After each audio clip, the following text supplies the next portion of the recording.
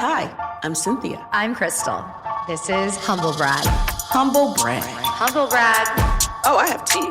Once a housewife, Always a housewife. Can we say that again for the people in the back? Humble Brag. Humble brag. Brag with us. And we're back. We're back like we never left. I know, we really haven't. Hi, welcome to Humble Brag. Welcome. Hi, baby. Hi, everyone. Hi. So we're so excited because this is a continuation of one of our, if not our favorite podcast, and our favorite girls from Disrespectfully. Hi, girls. Hello. Hi, ladies. You know when you drive somewhere and then you drink too much, and so one of your friends who's not drinking and then you're sitting in the back of your car, and you're sitting in the back or passenger of your car, and you feel extra wasted. That's how I feel right now. I'm like, I've never sat on this couch. Oh my God, I can't wait. I feel like I'm sitting in the backseat of my own car right now. Yeah. I know, it's weird, right? Yeah. Like slightly. But it's weird because we were just sitting opposite only a few minutes ago, but the energy is so different Totally. in the seats, Yeah. right? So we're just keeping your seats warm. Well, I just posted a hot photo of us on the Disrespectfully pod Instagram. Big. We talked about it. Faceapp is a passion of mine. So yeah. I'm basically a professional photographer. Okay, so I look perfect. You look great. Everyone looks can't amazing. That would So- definitely be in my basement if they ever tried to take Faceapp away. No, you know. Yeah. By the way, you have an op I'm or not a going secret back. hater if your friend only Faceapps himself that's- and they don't. Oh, you yeah, know, that's bad. they're preying on your downfall. Yeah, so I would for sure. block them as a person. But I will say though, I have seen, and especially in the Bravo world, people who over face out. Abusers. Oh yeah, they have no nose. Yes, Oh, but, it's but it you're has like, that's like not a your kind face. of anime face look, and Yeah. everyone looks the same. I really don't like that. So I'm a very low key because I don't want people to see me in person, like shocked Yeah. and horrified by my face. You're not trying to catfish. Yes. the- So, but I think it's weird. I think everyone needs to filter everyone equally. But I Yeah. also don't love when people overly yeah. filter me because I'm like, that's not what It's I look too like. much. Yeah. No, No, just like a zhuzh. I like it. I like it to Yeah. just look like a professional camera took the photo. So I'm Exactly. very minimal on it, but Right. passionate about it. Yes. Yeah. That's the Hollywood passion. Hollywood 2, and if that's too much, just Hollywood 4 because it just gives you a pop. It I'm a just- big charm girl. We like charm. Oh, Charm is good. I Is love that charm. the Charm filter too. too? Yeah, Charm 2? Okay. Okay. Charm too. I use you guys yours face. I use Beauty app, but they're all Asian based. I don't know. They're like because I I'm think sure it's the same function. yeah, same function. imagine. Yeah, Mm. but mine is like because I think it's very much used in Asia. It's like the filtering is for Asian faces, like the things that we would want. But is it quick though? Is it like you Yes. just because I used Mine to is be like like a little gloss. Facetune, but then I would be on like cleaning up a picture for like 30 minutes. See, Like, I you just actually want like a that. one button to get Mhm. you pretty A much where you little- need to be. Yeah, but like mine is like I like to make my eyes look bigger because they're small eyes. Like it's all the like Asian things that like annoy us. Like it's not wrinkles, it's the melasma. So we want like clean that up and but I always make my eyes look bigger. Yeah, I like 'cause- my face to look smaller. Like actually, Small. Oh, I use small, depending Yeah, on how much smaller Taco face, Bell 'cause I've I have, had like, a that big week. face. Sometimes I do. I do small times 1 or 2. I'm Yeah. not ashamed to I say like that. to make sure eyes just look like little whiter, a little brighter, Yeah, maybe a little definitely. lash. Oh, Yeah, sometimes definitely a lot. lash. We were just talking about we had my plastic surgeon on last. He did my nose a few years ago, and we were talking about how we all want an upper bleph, and I'm like, I've noticed a big change the last few years of that skin going That's going mine. south real quick. That's my number one right now. Uh-huh. Like that's the key. Mhm. And so like she knows like I've never done Botox or anything like that. I haven't done anything yet. But I'm like a 0 to a million person. Like I just want to get the facelift. I just go all in. Now all of a sudden I'm like everything's falling, everything. But I think it's the upper bleph. That's my friends who do that. They look so refreshed. Amazing. But it's subtle. Yeah. Yeah. But if it goes wrong, then it could look like kind of evil.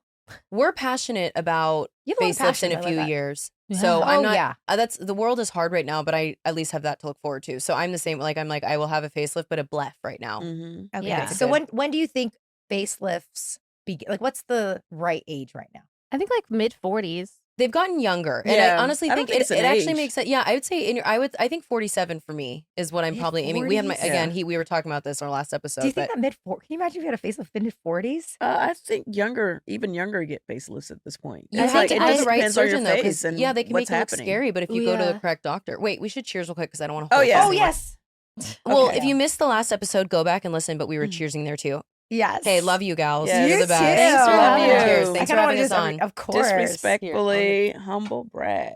Okay, maybe I'm gonna. I didn't feel the first one. Mm-mm. It didn't really activate. Let's get activated, girl. I even brought lines. I was like really ready. You're so good. I love it. I like to consider myself. I'm the bartender. I really am like always. And it's funny, I didn't start drinking till I had kids, which says a lot. But I didn't drink in college. Nothing. Understood. Wow. Yeah, I was always like, oh, Did you go to a school that wasn't a thing, or it just wasn't for you? That's a good question. If I went to like a big party school, maybe I would have started drinking. But I went to UC Irvine, and I was pre-med, and I'm Chinese, so it's like all those things together equal like just drink iced tea at night. So yeah, I didn't drink, and then I had kids, and all of a sudden I was like, kind of like, oh, it's 9 a.m. and I'm like on an edge, and then all of a sudden, you know, you have a little shot, and Earth is better. Yeah, It's like Faceapp for life. That's right. Uh-huh. Yes, that's right. It just Well, looks a little I had better. iced teas at night in college. They were Long Island. Okay. They were from the Long Island region. of the Where did country. you guys grow up? Seattle. So I grew up in, and everyone says Seattle, kind of like Atlanta. No one's from proper Seattle. Very few Yeah. people. So I was from South Seattle, Tacktown, Deuce Nickel Tray, if you're out there. Mhm. And I went to college on the east side of the state. Went to Wazoo, huge party school. Okay. So it was kind of a thing. And I was a bad teenager, so I had already that ball. You was seem already like you'd be rolling. like a party kid. I was a troublemaker. So, Okay. you know, still am depending on the day. Good time. You don't look at you. You're very unassuming. I don't. Oh, I actually I love that disagree. for me. You don't look like a baddie. Oh, I you was look like, like it's you the are a Botox. baddie, I'm sure, but you don't look like, you know, a bad girl. Wait, Oh, you troublemaker. read that she's like not a party girl? What? I read like you You- read you- to me party girl. You're getting party She- girl energy. The first thing she's talked about was how much she loves cigarettes. It's true. Yeah, I'm a weathered woman in lots of ways, and that would be why. I used- Experience. I used to go to Seattle all the time for back in my modeling days. Nordstrom's.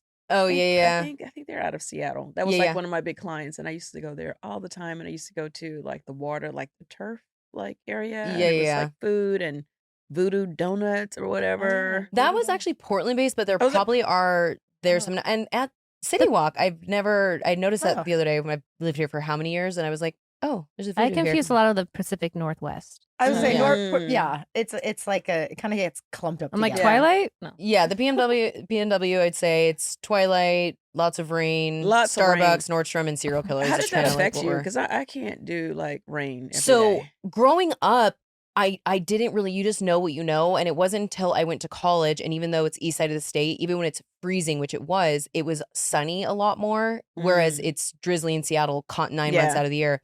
And it wasn't until I moved to California almost 10 years ago that now when I visit home, because my sister and her kids, and we're really close. Yeah.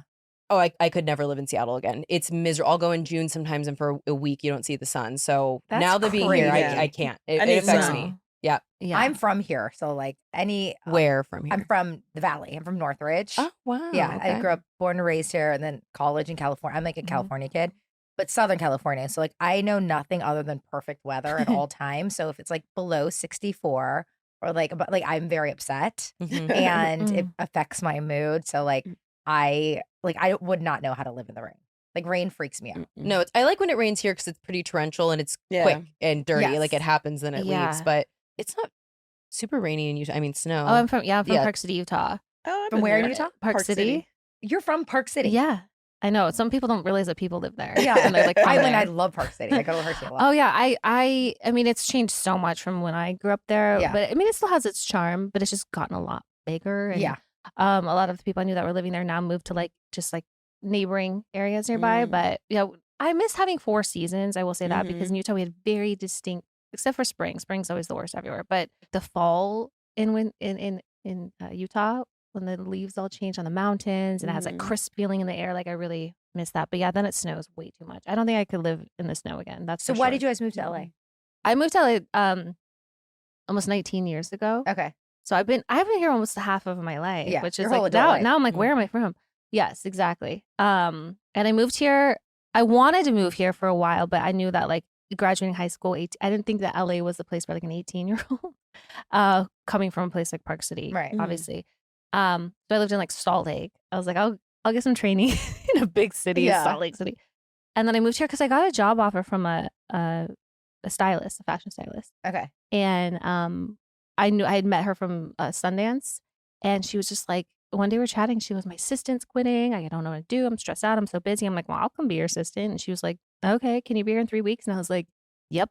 Wow. My brother lived here. My older brother lived here already, so I Okay. kind of felt like, all right, I Yeah, got that was your something. end. Were you even Yeah. into fashion, or you were just like, "This is my ticket"? I mean, yeah, I'm a bit of a fashion girly. I I like fits and things like that. But I also thought like it would be a really good opportunity to just sort of dive into something. And it definitely was, because obviously my job consisted of me being in a car and running errands. So I learned the city real quick.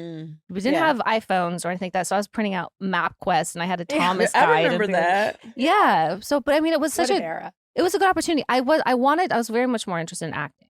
But like just having something that brought me here. Right. Because that can be scary. So it was inside of you to like LA seemed interesting and it was the future. And why did you come to LA? Have you guys seen He's Just Not That Into You? Of course. One, Katie Marie Maloney is in the opening scene. What? For like as she's background acting. Yeah, you know how like the God, opening, you're like famous. The opening credits, like the mom's like talking to the little girl and she's crying and they're kind of going through like that like montage of like people getting their hearts broken. There's a girl who's like crying at the bar. And her friend is like, you know what, you're just too good for him. And I'm standing next to her and I'm just like, yeah. Oh, I love that. Was funny. Was that like your big break? That was like, no, I mean, and you're like, get me on Vanderpump. I did like most people do, like they do background work. It gets you like, you kind of meet people and stuff like that. So that was the first thing I ever did, my first like background job here that I ever did. And I didn't know anyone to talk to. So I was talking to one of the ADs. And so when they were kind of bringing in the extras to place them, he made it happen for me. Right. And brought me right in front of the camera. I was like, oh, you want to give me a line? And did you love it? I loved it. You see, like, you know, Cynthia's an actress too. And it's like, that's something I never wanted to be an actor. Like, I'm from here. So people are like, oh, you've always, you know, when I did the show, like, oh, you clearly wanting to do this. I'm like, no, if I wanted to do it, I would have done it. Like, I have every opportunity to. And so, like, every time I see a camera, I'm very uncomfortable. But I know that people who act are just like, they light up. It's like, it brings them energy. And I find it like very inspiring because I could never act. It would be the worst. Like, I would be terrible at it. Yeah. Well, most recently was my, I had a Mayo commercial for Peacock. It was so much fun because it was very like. Wait, what kind of commercial? It was for Hellman's or Best nice. Foods Mayonnaise. That's what I use. I love Hellman's. And so we shot at the sandwich shop, and I had like it was an intense day, 11 hours of just like. Was that your first like Bravo commercial? No, I'd done one for movies in the past. Okay. Oh yeah, and I did Chili's commercial with Sheena. Okay. Yeah. And you know, because she does a lot. You get a lot. I just did Top Chef with for Ragus with Dorit. Oh, fun. See, yeah, she does a lot of that stuff is so fun because it's just you get to like kind of be yourself, but like a little more. Yeah. Yeah, and they kind of personalize it, like, you know, some of the things that she says on the show, like chic and this, that, and the other. Yeah. And then they had me doing like a little modeling thing where I was like going to present my pasta, which was way more complicated than Dorit's very chic, simple pasta. And they had me doing like a runway walk. I love those. They're so fun. And what brought you to LA? So I, again, never thought I was going to be on television. Well, I was a reporter at the very beginning of my career for 5 seconds. That's what I studied in college. And then my mom was sick. I had a lot going on. So I ended up quitting that and then needed to make money and was like, what else can I do in the world? And that ended up being sales. So I was in healthcare sales for almost 5 years in the OR, in and out of surgery, like 24/7 at the hospital is a really taxing, difficult job. Yeah. And we were based in San Diego and I just was done with Seattle. I had gone through a bad breakup and had a lot of family stuff going on. It was just like, I've only been in Washington. I need to try. Went to San Diego. Hated it. No offense to San Diego. I like it for a weekend. I lived in San Diego for like 3 months and I hated it. it. I love San Diego. Okay, I'm from California. I love it, but I can't live there. It's not. It's hard to. Yeah, live there. and also it's like the Lime thing we were talking about on our episode. Just because it's not for me doesn't mean it's not for you. Exactly. There were things about it that were cool. Again, for a short amount of time. But I came from Seattle. It's a diverse area. There's a lot of people that are. If you've listened to our show or looked at my Instagram, you probably know politically how I align, and it was very different than what I thought it was going to be. So I was there for a year and a half. I got a different job in capital equipment sales, so selling big machines to hospitals. And my territory became all of Southern California. And I was so miserable in San Diego, almost gave up and went back to Seattle. And I was just like, I don't feel like that's my journey, but I'm just going to try going LA. backwards. Lived in LA for a week and was like, oh, sorry. I just 2 hours too far down south. This is where I need to be. I clicked immediately. And then 2 weeks into that journey, randomly ended up on an episode of Vanderpump Rules. And then that started. I love that. Got that ball rolling. Wait, can I be nosy? So you said, can we reverse it to the bad breakup? What happened? Oh, we were together for 3 years. And honestly, we both knew that it wasn't working. And I just was the one who said it. And things soured. It was like friend group kind of being split up. I just knew it wasn't my forever person. He wasn't and your person. Politically, we were not aligned. And that's the death. he was someone, honestly, I was just reminiscing about this. I started making more money than him in my sales job. And he was very traditional, kind of more nuclear situation. My family, screaming mess, not traditional, more of like the Osbournes than the Cleavers. And yeah, I just knew it wasn't going to happen. And I was young. I was 25, right? So it was just, in 3 years, I mean, like, and like, we were looking at apartments. We were about to move in together, and it was my first, it would have been living with situation because I was, again, so young, and I backed out at the last second and was like, I don't want to live together. I just think it's not time, blah, blah. And he was kind of like, well, isn't that taking a step back? And I was like, no, it's not. But I already knew at that point that it was over. And then it took me like 4 more months. And then he wasn't your person. I'm literally like the move-in queen. Like, I think I've moved in with all of my men. I've actually never lived with a partner, but I've also had, because we talked about this, I'm single. I'm chronically single. I've had lots of small, insignificant relationships over the last 10 years, but I had a lot to personally go through in my life. My mom died when I was very young, and I had a lot to figure out, and I was a gremlin version of myself. Even when we did the show, I just had so much to figure out still. Yeah. And I've really done the work and gotten there. So I really feel like this is the first time in my life that I'm ready for the right partner and a long-term partner. However, I have gotten pickier as I've gotten older. People think they're like, we're the leftovers and I'm 34 and I'm single. And I'm like, no, I've done the work and I'm totally fine by myself. So I don't have to just go with whoever. Yeah. So that's, but again, if you guys know cool people, let me know. Yeah, I do. I'm already thinking. Yeah, but I would not go with whatever, no matter what age you are. I mean, women are pushed into that box. The patriarchy makes women feel pressure to settle and uphold their system. Yeah, and it's just like, true. I don't think anyone needs to settle. Honestly. And they make you feel bad when you're single. Oh yeah, like you can't get a man. Cat. And I have a cat, and guess what? I love her. She's the best. Yeah. If there's anything I've learned so far this year, is that small habits make a huge difference. Exactly. I used to live off coffee, but it turns out my body actually needs real nutrients. And that's why we love Cymbiotika. So true, Crystal. Cymbiotika makes staying healthy way easier. And dare I say, kind of fun. I actually get excited to take their liposomal vitamin C and magnesium L3 and 8 packets. Plus, spring is here, and we've got an amazing deal for you.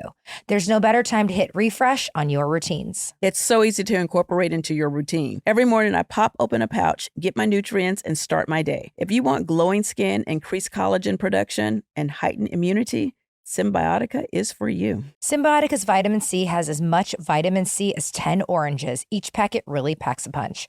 Not only does vitamin C keep your immunity strong, but the biotin in the formula makes your skin plump and radiant when you take it consistently. Let me tell you guys, this makes you glow from the inside out. With thousands of 5-star reviews, this product speaks for itself. It's the real deal. Cymbiotika supplements never contain seed oils, preservatives, toxins, artificial additives, or natural flavors. No unclear ingredients or misleading labels. These are the cleanest, most effective products out there. So if you're looking for a spring refresh that doesn't involve like a 6 a.m. cold plunge and a 12-step routine, Cymbiotika is it. Wellness made simple. Go to cymbiotika.com/humble today to get 20% off your order and free shipping. That's cymbiotika.com/humble for 20% off and free shipping. We've all set health goals: lose weight, exercise more, eat better. But without a plan, they often fade. That's where Prolon comes in. Its 5-day fasting mimicking diet gives you a science-backed, structured approach to stay on track and see real results. And now they're upping their game with the new next-gen 5-day program, delivering the same science-backed benefits in a cleaner, more convenient, and more flavorful format. Prolon is a plant-based nutrition program featuring soups, snacks, and beverages designed to nourish the body while keeping it in a fasting state, triggering cellular rejuvenation and renewal. Next Gen builds on the original Prolon with 100% organic soups and teas, a richer taste, and ready-to-eat meals. Developed over decades at USC's Longevity Institute and backed by top U.S. medical centers, Prolon has been shown to support biological age reduction, metabolic health, skin appearance, fat loss, and energy. When I'm craving a real reset, Prolon is the only nutrition program that works for me. It's convenient, backed by Nobel-winning science, and it works. And with Next Gen, I know it will fit seamlessly with my lifestyle. For a limited time, you can be first in line to experience the new Next Gen at special savings. Prolon is offering Humble Brag listeners 15% off site-wide plus a $40 bonus gift when you subscribe to their 5-day program. Just visit prolonlife.com/humblebrag. That's PROLONLIFE.com/humblebrag to claim your 15% discount and your bonus gift. prolonlife.com/humblebrag. Today's episode is sponsored by Acorns Early. April is Financial Literacy Month, the perfect time to start teaching your kids the value of money. And Acorns Early makes it easy with their Smart Money app and debit card for kids. Acorns Early's Chores Tracker teaches kids that hard work pays off. Just set up tasks in the app, set a payment amount, and tick the chore off when it's done. Savings goals help kids turn saving into habit. They can even choose their own target dates and turn on the optional autosave feature to help them get there. Kids get a new sense of independence when they spend what they earn with their very own debit card. And they get to choose from 35 plus customizable card designs. Plus, kids can build up their money knowledge and their confidence with bite-sized financial lessons.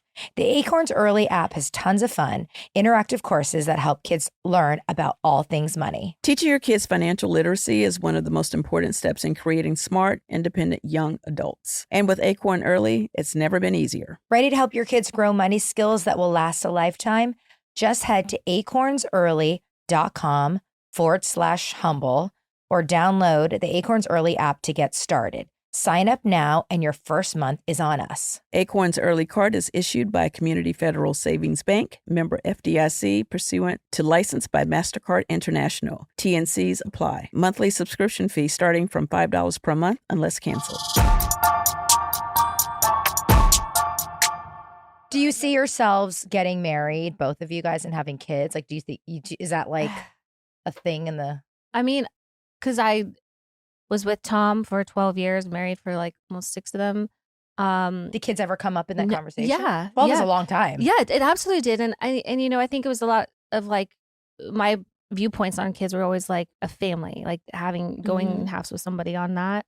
Not just like I'm going to be a mother regardless. It was just sort of like I imagine finding the right person and all. And I think also around the time I had a lot of friends that were having kids, so I was just like, all right, I think we should just, which isn't the right way to go about it. But I just was always thinking like, okay, the different progressions through like life and relationship. Right, we were together for so long. And I was dragging this man through all of that when it came to like living together, when it came to getting engaged, when it came to getting a house. And he could have put his foot down at any time, but he didn't. And so, but I was definitely the one prompting all of that. But now, like, I've been separated and divorced for about 3 years now, and I'm very grateful that it didn't happen like that, because my viewpoints on children have changed quite a bit, because like I feel like I really like my life, and I'm not saying that if things went different, like children, I would have made it work, but I just don't know. And like Dayna's always like I always hear her in the back of my head, if you're not 100% certain, don't. And I'm not 100% certain, and I think I could just make a really beautiful, happy life with me and fall in love. No, I totally get it. I think I'm going to ask a really dumb question. Sure. Okay, you said you were married to Tom. Mm-hmm. Like Tom Schwartz. Not the other one. I was like, wait a minute. God. Like, this did not come across my desk. No. The Tom Schwartz from Vanderpump. Yeah. Okay. Yes. There's 2 Toms. There's 2 Toms. Yeah.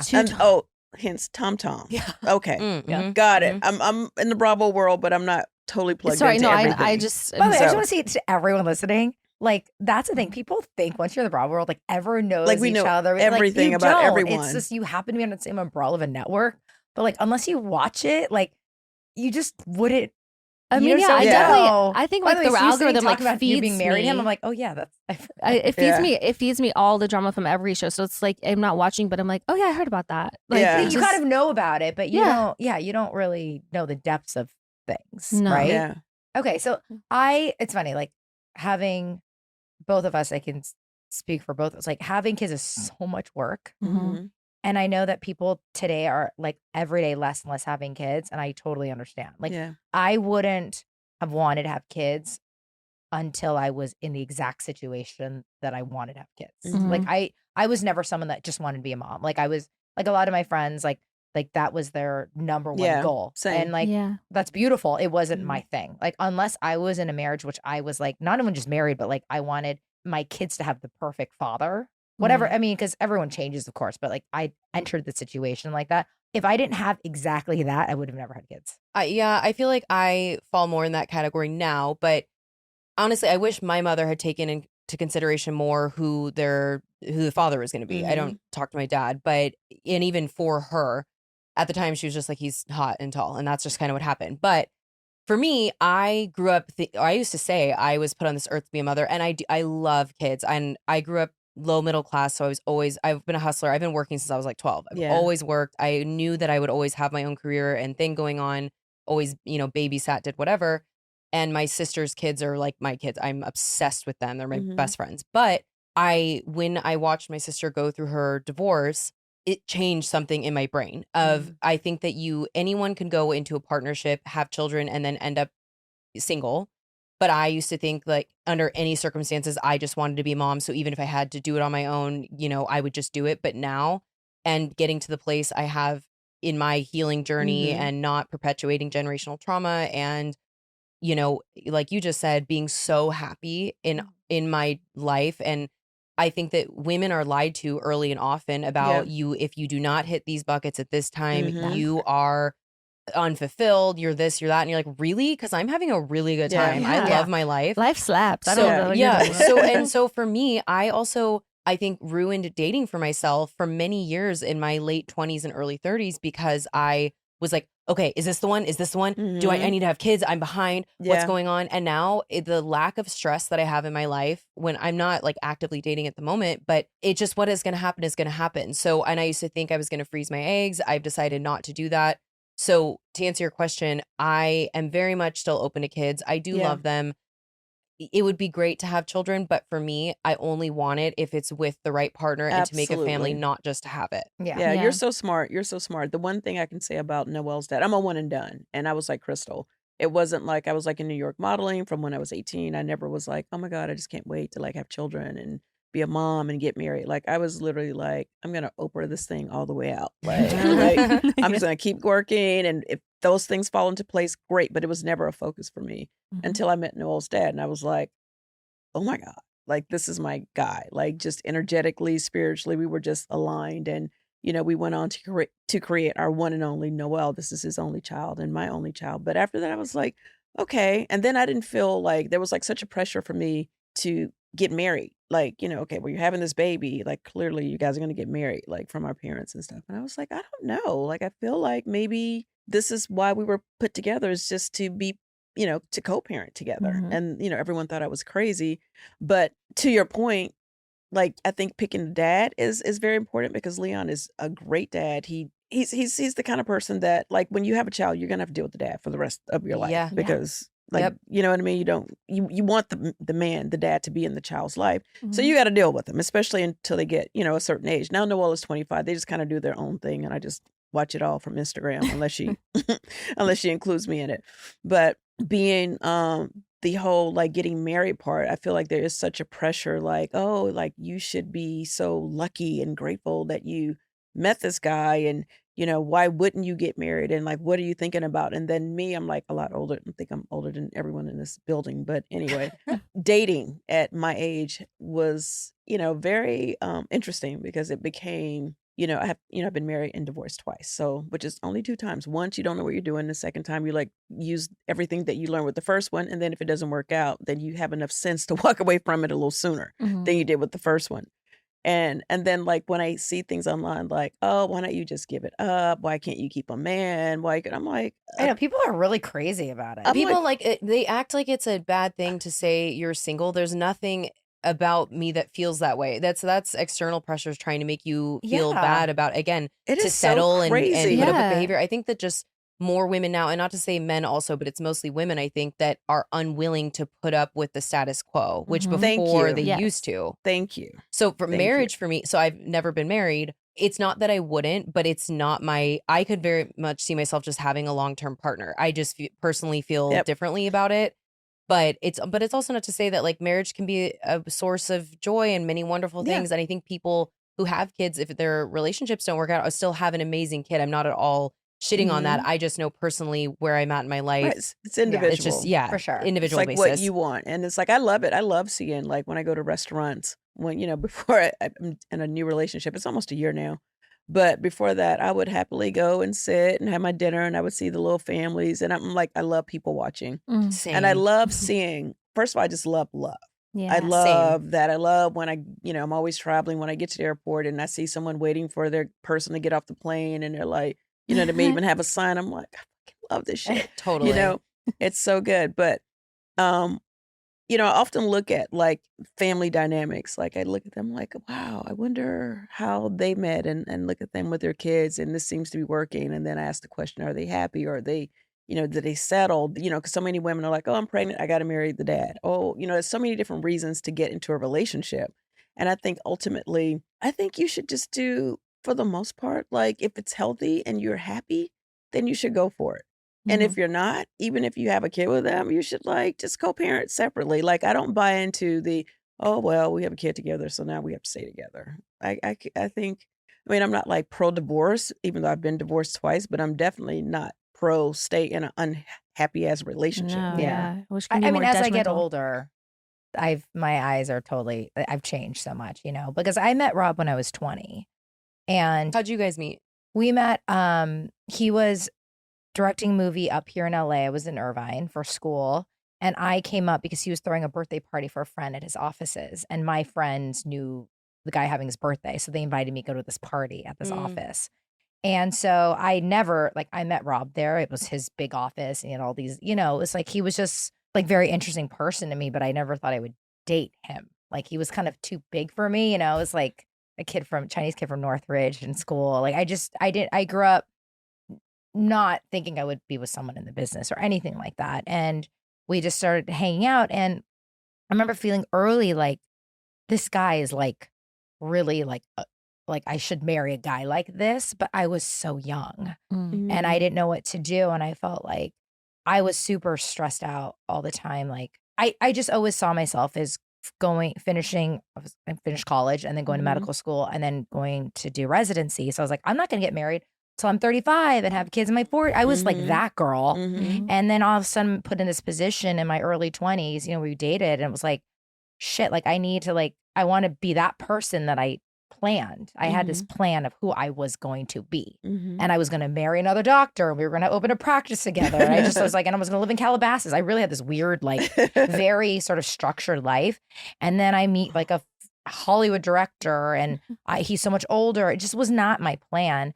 And both of us, and he didn't date younger girls. It was like, he was like dating everyone. He was 41. He was dating girls who were like late 30s, who were like ready to get married, have kids. He's like, I can't date. Like we go on a date and every day we break up, every single date for 3 years after. And he'd be like, you're really young. And I'm like, he's like, I don't want to stop you from your career. So like, I want to get married, have kids. I'm like, okay. And then we'd break up in the next couple of days. He's like, so you want to hang out? I'm like, okay, And it's like weirdly opposite. Like I internally fought what was like kind of right in my face of like the right, like this is the right person. I would say, I wish I met you 10 years ago. And he's like, well, I wish you were 10 years older. Like it was always very difficult. And so, we got engaged when I was 24. We didn't have kids till I was almost 30. But throughout each iteration of all those kind of like life challenges, it was like, we kept holding off because it was like, is this really working? Is it really, like, I think we were so afraid of like, we had so much pressure from our families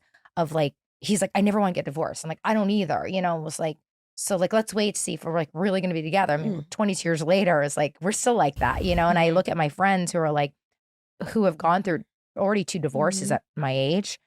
And I realized like, it doesn't really matter. Like we put so much pressure on ourselves all these years. We just like, we shouldn't have. We just like, it could have been okay if we stayed together or not at the end of the day. But I just knew that I wasn't going to have kids unless I felt like they were going to be raised in a place where both parents were there and like loved them and like they were taken care of. Yeah. Because I would say it's not their choice to be born. Like kids are not, it's a selfish act to be a parent. Yeah. Do you think I signed up for this? No. Correct. It is a selfish. I chose to have you. Yes, and absolutely. I need to make enough money, have enough love, to take care of you because it's not your fault that you're here. Right. I think parents sometimes get inherently defensive when you say that word selfish in relation to having children, but it is. It is something you do for you, and that's okay. It's not.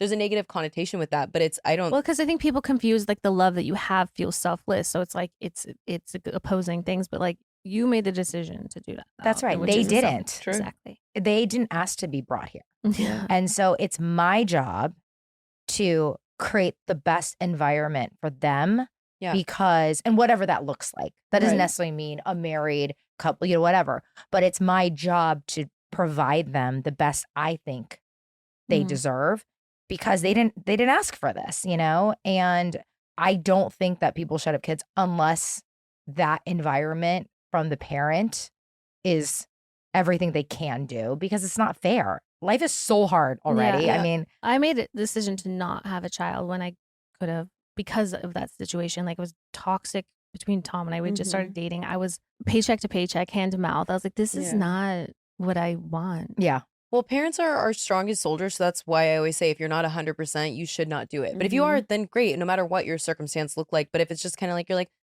it's not a labradoodle. It's right. And I think that more people should stop and take that consideration. Also, you shouldn't get a puppy if you can't. God, the puppy. Yeah. Don't get a kitten phase dog too. if you can't take care of it. Okay, sorry, real quick. Loving these deeper waters, loving you gals.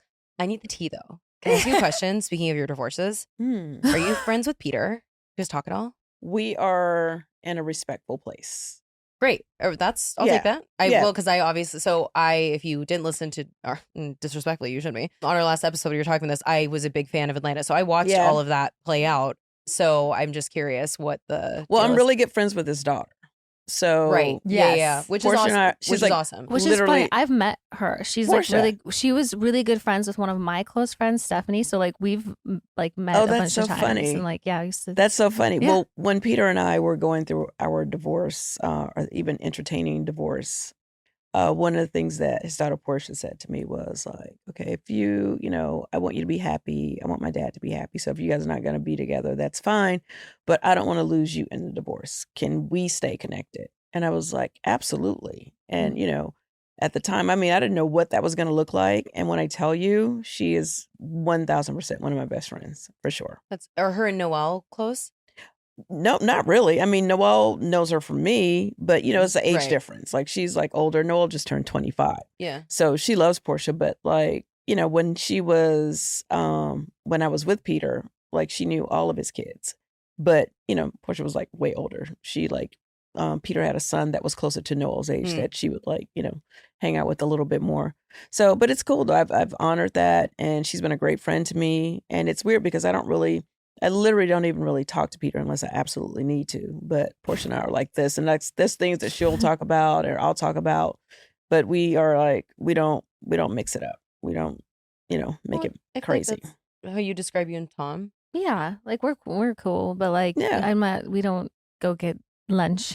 We still have dogs, and like they primarily live with him, but like I love those guys so much that like I can't never see them. So we'll mostly talk about dogs. And so did you see him more post divorce because you filmed? Like, would you have not seen him as much? Just maybe for the dogs, like, because we did like a week on, week off. It was really intense, but obviously, like, filming the show post divorce was a really strange place to be, and I wanted us to be in a really good place because he also Going wanted through to the divorce on camera. Yeah, like we had to live together for like 5 months because our house was getting repaired before we could sell it, and so that was interesting. But we got along the whole time. It was very amicable, very, very peaceful. But then, of course, when we started filming, everything went crazy. So it became hard to like even do that. Which is why like this past year, like after our last season, I was like, I'm not coming back to this show. And now they've recast the whole thing, but like I just was like, I'm friends with one person. I really can't stand the rest of them. And even though Tom and I are cool, like I don't want to kiki with my ex-husband and go on vacation with him. Right. Like, what is so that? I was going to ask you, where's everybody now today? I don't know. You don't talk to anyone. Are they at home? I talked to Ariana because we, we're close and we also have a business together. Yeah. But no, I'm pretty much done with everybody. Right. They can. You're like over it. Yeah. And then there's people that are no longer on our show that I'm friends with, like Kristen and Stassi. But the rest of them, it got to a really negative place. Are you surprised it ended? Like the last day of filming, is it like, this is it? You guys did it for not the last day of filming, but as where the things are now with them, like rebooting it with an entire new cast. It was a little shocking because like they could barely bring new people into our seasons in the past year. Like now you're just going to scrap everybody and, like Because your last season was huge ratings. Yeah, so I'm actually shocked that they because there wasn't a way for coming back. I mean, Ariana was not going to ever talk to Tom Sandoval again. I think there was a world in which like maybe they didn't bring back everybody, but like there's people I think still willing to play ball, but like it wasn't the same dynamic, the same group. Like we were very, very severed. right. So I get it, but yeah, that's the reboots feels a little strange because I'm like, why don't you just call it something else? Just do a new show. Like, why are you doing a season 12 of a show that's not a season 12 Right. of a show? Well, then they're doing The Valley, right? Yeah, which is like something its own separate thing. So right, but they're bringing in people from. I know that they've like I didn't film, but I know like Sheena and Lala and Tom. I'm friends with some of those kids as well on that show. Yeah. So I know that but like their involvement, how much, no one knows until the episodes come out. Right. So much can get scrapped. I'm not even being a hater, but I just think that when you try to recreate something that was so organic and it's the exact same recipe, it usually doesn't taste the same. So I'm just like, with the reboot, I understand what they're trying to do, but I think to your point, there should have been a significant difference, and I guess we'll see when it airs. But I think it's very silly to be like, Sir is like Disneyland. It's, people go there because they're big longtime fans of the show. It's not like some hot restaurant in WeHo that the viewers are and a bunch of people are like, what's a reality show? Sure, I'll sign up. Like, it was different times back then where now everyone's like hyper aware of the things that come from it. And, I know that they're like, oh, we've got a dynamic crew that's been working together. I'm like, well, I've also talked to a lot of people that have told me that their agents reached out to them and you've had castings with people. So like, sounds which is like fine. Yeah, but I know, but like, let's not lie about it. They tried to get Mackenzie, who was our GM, to come on. They're like, come work it's at like Sir. the new show. Yeah, I was like, that feels a little weird to me. Wow. Like, yeah, it just felt like you're like poaching in a way. I feel like that never really works. You can't like fake chemistry. No, but and just organic connection. That's why at first I was like, well, I don't know the staff there, but if like, if they're kind of like living the same lives we were, maybe it's going to be great. But then when I found out that like I had other people reaching out to me like, oh, like, do you have any advice for my friend? They've reached out to them. And I'm like, oh, like that's where this is the route they're taking. Right. Whatever. I mean, that's always a weird thing. I get those calls quite often of like, of the show. And I'm like, I don't like, and I want to be supportive. I don't want to be a hater when people call about Beverly Hills. And like, I'm not like, I'll give like a 5-minute sort of piece of advice, but I'm like, I can't really like talk you through this whole experience. Oh, it's impossible. There's no like manual for it anyway. No. You're just gonna have to like. You always say that. And people are like, oh, you signed up for this until you do a season. You got to be in it. You do not know until you know. You don't it's know, just right. it's just a fact. And every season's different. Yeah. Every dynamic is different. So it's impossible to give like a playbook about it. Well, I'll just say it's a lot harder than it looks. Like I think a lot of people think it's like sunshine and you're just gonna get some Instagram or something. It's all unicorn and rainbow sitting on your couch watching. Going, if I was on that show, I would have did this and I would have did that. They want you to fight. They need that contention. And to your point earlier, when we were talking on disrespectfully about in your normal life, it's not like that's true of my life now, my life before, my friend group. It's like there's not these big blow ups at every dinner and whatever, and this person's saying that and. So I was asked back for 9, said no, asked back for 10, said no. And then I came on part of 11 as like a friend of. I did 1 day of filming and quit the next day. They like were anticipating. Yes, it was so, because earlier you were like, maybe if I had more distance and whatever, it was like so triggering. And I just immediately, I had the next morning I woke up and had a panic attack and called the showrunner and was like, nope, sorry, can't do this. It. What other reality shows would you guys do? Like what some of the other ones, like Celebrity Big Brother, or like all I would do like a Traders or that show. It's not a show that casts like reality people or whatever TV personalities, but the show $1 Million Secret on Netflix. Have you watched that? Oh my God, I was getting ready to start watching that. What is it? It's gripping. It's wonderful. It's kind of similar, very much Trader vibes. Like people are very deceiving each other, lying. Like there's someone, they all get boxes. How does it work? They're all trying to figure out how to find the money. They're all looking for the $1 million. You want to end up as the last standing millionaire. But what happens? Everyone has a box, and they go to their like respective rooms. They're staying in like a big mansion. Yeah. They open up their box, and one person has $1 million in it, and then they're given like this agenda to try to like get people to like say certain things in conversation or do things, and then that gives them advantage like in voting or being able to move the money. But they can't get caught. But always the end game is to figure out who has the box of money. Yes, because, then you can start sending people home. But then the strategy changes of like, okay, well, if we keep them because we know that that's one person we can check off, and then we can get rid of people who we think are like too good at the game, dangerous players, like that kind of like sort of strategy comes into it. So it is really, really interesting. So we had Brittany on from Traders. Right.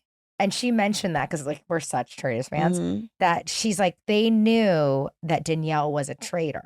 She had already known. And she's like, I think she knows that I already know, but we're kind of partners right now. So might as well keep Brittany on because she's not going to vote her off. So there is that gameplay too. And you never even think about that as the insider. Like you just assume like, I know you're bad, like get rid of you. But there's also that gameplay. And it's also interesting when like watching those shows, like when you know who the traders are, when everyone does and they're voting and they're talking about their strategies and you want to like, that's not the strategy to have right now. Later in the game. But like when you're in it, I don't know. I think those types of shows would be a lot of fun. Would you do? What about you? Naked and Afraid. No, I'm just kidding. I'm naked and afraid. Just for fun. I'm naked and afraid all the time. There's just no cameras there. I would say I got paid for it. Yeah, like Traders. Okay, I was funny. naked and afraid this morning before I got here. Please. I haven't seen Big Brother in years, but when I was 10, when it came out, I watched the first 5 seasons or whatever. I remember really loving it. So I feel like a Big Brother or a Traders or whatever. But I think in hindsight, and we talked about this earlier, but I would never, if it was a reality show that's like a Vanderpump or a Housewives or whatever, I would never join an established show as a new person coming in. Would not happen. So it's not like I wouldn't ever do television again, but it would not be in that scenario.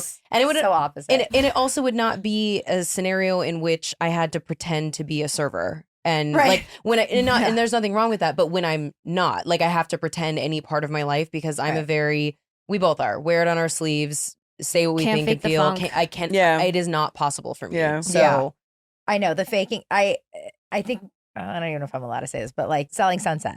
Oh, like half of them were not agents. Yeah. When they started that show, they're models and actors. Right. So like then they got their, that. Yeah. Well, I didn't know that. I mean, and then they got their license to film the show. Oh, okay. I didn't know that. No, I had heard that, but also I know, but also like let's give her another shot. Yeah. See what happens. But keep these good times going.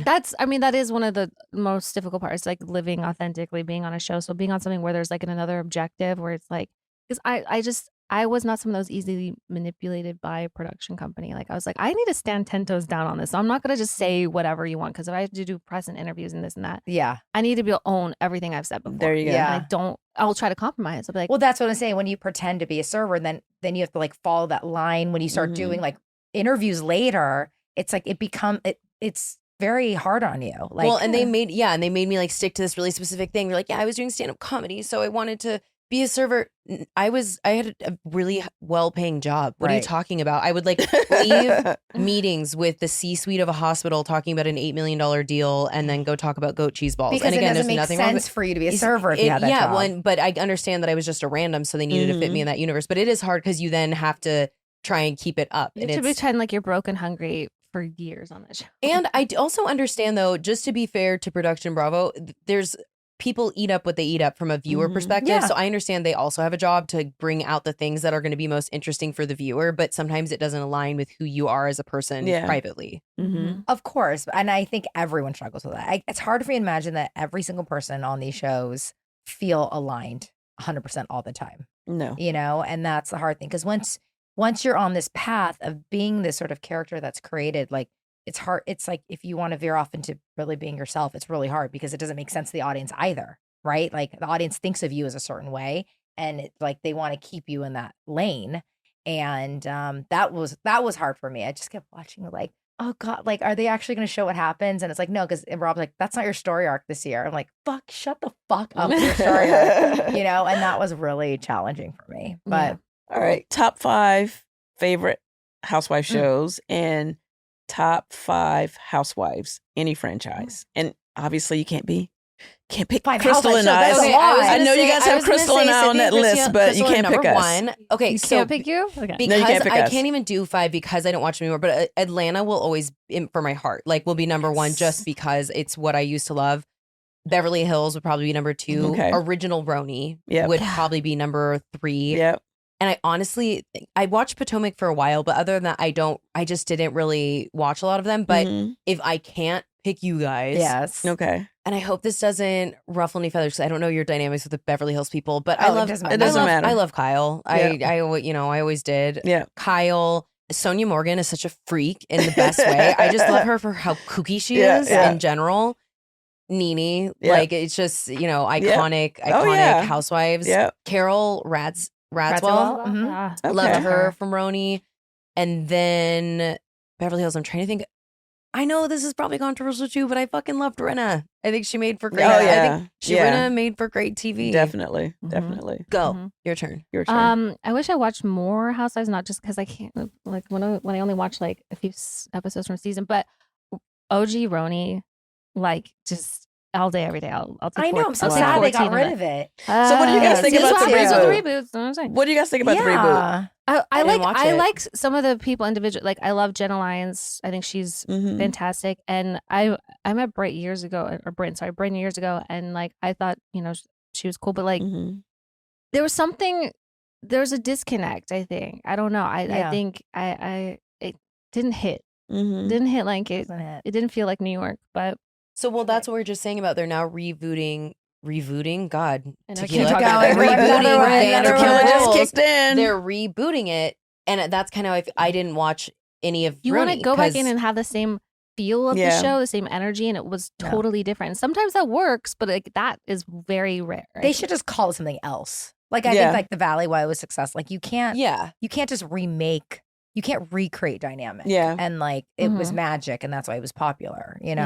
But like I said, maybe who knows what happened. But you were saying earlier that you would never join a show that's already existing. I would never join a show that's brand new because I have no idea what the tone is. And I've never said this out loud, but I was offered a different show on Bravo recently and I said no. And Rob said no particularly. Tell us what it is. They'll bleep it. But tell us what. I'll actually tell you the whole because I can't really because they're starting to film right now. Okay. Because I was like, I wanted a promise of the tone. Because why don't you set the tone? Because it's not just me, and so Rob's like, no, like Housewives, as toxic as it is, like you knew what you were getting into, so you can kind of prepare yourself. But like a brand new show is just like it's too scary. Like, and they're still working out the kinks too. Yes, and I'm not someone that sets tone. Yeah, I'm just not my personality. Like I kind of go with it, and like. I'd rather someone lead me and like I'm a leader in my real life, but I'm not like a massive personality. So that would have been a struggle for me. And he's just like, it's just too risky to like, and he's like, you should just be off television for a while. Like it's not for you right now. So I think it would be too scary for me to start something brand new with the brand new people. Like at least I could have studied everyone on Beverly Hills. And of course you can study and it's never going to be what you think it is. Like you literally go on the show thinking, oh, I love this one. I know when I get on there, we're going to be like best friends. And that's like the first one you fall out with. It's like it happens every time. And then the one you didn't think you would have a connection with is the one you end up being friends with. So. Well, honestly, because of seeing the Vanderpump that I did watch, was totally nervous to meet Katie. The first, or maybe it was my second day of filming or whatever, when we came to your house. And I was like, tense and I was like, oh, these girls are going to be so mean to me. I don't know them, whatever. And she was so warm and immediately hugged me and we clicked that day. And it was just like over. But I don't think I was not portrayed as like true to form on that show ever. And but there's nothing I can do about it. And I was like, what was like your character on the show? Like a little hot-headed or like those like the tequila Katie, the so rage calm. texting. You're so quiet. I don't even get any hot-headed from you. Like I'm mean or I rage texter. Yeah, rage text. Like, what? Like you have to agree with me on everything, or otherwise I'm just. I'm not getting any of that from you. That's crazy. That's not who I am. I mean, I'm very opinionated. I'm very like self-assured and like I know who I am. I know what my values are. I know what I stand for. Like.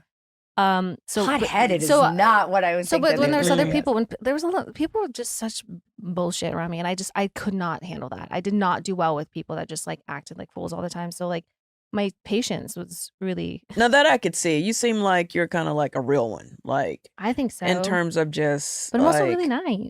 This is weird, and no, I'm not doing right. this. But the dynamic probably pushed you to like blowing up, right? At some point, because it's like so. It feels fake. Like whether it was like gaslit by Tom or like and especially dating someone like Tom who's like everyone's favorite person. Just that alone just put me into like, I feel like it's interesting though hearing people, and I just see this online, who are rewatching Vanderpump Rules have like, because I've actually been getting DMs lately about getting to mine or whatever, but with you, people being like, Tom was awful to Katie. It's like Katie was right the whole time. I'm like, love Tom. He's not my problem, right? Like we're cool. But yeah, it's like watching that back and the way that you were treated, and I think looking at it with a fresh set of eyes. Because I was frustrated. I was like, because I was just like, this is insane. Like, am I crazy or are you crazy? Because I feel like I'm going crazy thinking that like I'm the problem here when I'm truly not. Yeah, like I own the fact that sometimes I get a little mad.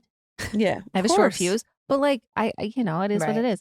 I'll always apologize. I'll always like hold myself accountable to that. But I think that's just kind of where I got put into. There was no like levity to me. Like it was a very dark person on the show, and I'm in real life. I think I'm a lot more fun loving, a lot funnier, like a lot just it different. draws the worst out in people. Yeah. So you're single as well? Reality. No, I have a boyfriend. Tell us about your boyfriend. We've been together. It'll be 6 months tomorrow. How did you guys meet? We met through another like mutual person. He plays in a band, and I went to like a show in Vegas to meet up with this other person. And so I met everybody, and they were all so nice and so welcoming. It was a good time. He was like, they all live, everyone that's in his band live in a different state. But he's like, I live in LA. I'm like, oh shit, I live in LA. And he's like, I live like North Hollywood, like Valley Village area. And it turns out like we like at one point lived in the same building at different times. Oh wow. And so we just became like friends, and we like went coffee one day, and he had just started going through a divorce, and then like started kind of seeing someone else. But we maintained friends through that, and like really got to know each other. And I just like really loved like the person that he is. And I'm like, you're just like you're an amazing guy.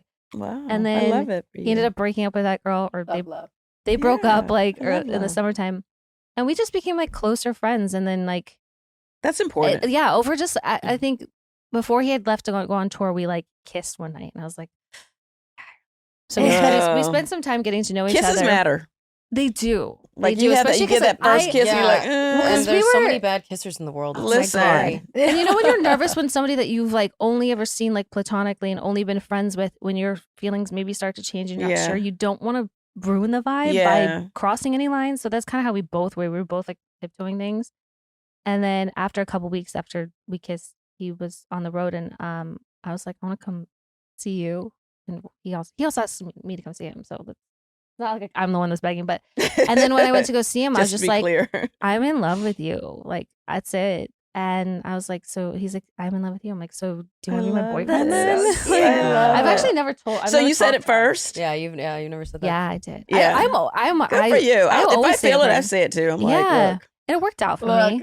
Yeah, I love you. I will. If I feel it, I can't. I'm a Pisces. I'm like a hopeless romantic. I have to get it out. I'm a Pisces rising. Oh, yes, I get it. Mm-hmm. Do you have a type? Because we got to find you a man. Yeah. No, I have all my everyone. I don't have a type either. She's like anyone that's her height. She's a heightist. How tall are you? I'm 5'8". I'm 5'9". Oh, you're tall too. Okay, you're tall. My sister's 5'11". Madam, so. You're tall. I'm 5'8", and my boyfriend's like 5'4". So. Oh really? Yeah, I love he's my short king. Okay, that's cute. Madam Crystal. I'm gonna put you in her great hands. Oh yeah, she knows everyone. I think you are really if I wasn't seeing someone, I feel like you would have found me someone. I mean, for me, I think my type, like things that are important to me, emotional intelligence, EQ. I cannot live without that. Yep. I have a big personality, if you can tell, and so is someone that's good with that and wants to fan those flames, as opposed to someone who wants to not to dim your light. Yep. Someone who cares about social justice. Mm-hmm. You guys, I swear. Yeah. Social justice issues. That's important to me, and I feel like it's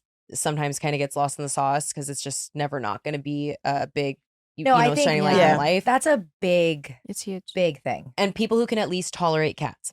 I don't care if you're allergic. Take a Zyrtec. If it's not, I have a Devon Rex, and she's the best cat ever. And if you don't like it, that's your own problem. Are you a dog person? I like dogs. Will you tolerate a dog? Yeah, I'll tolerate a dog as long as it won't eat my cat. But he has to tolerate a cat.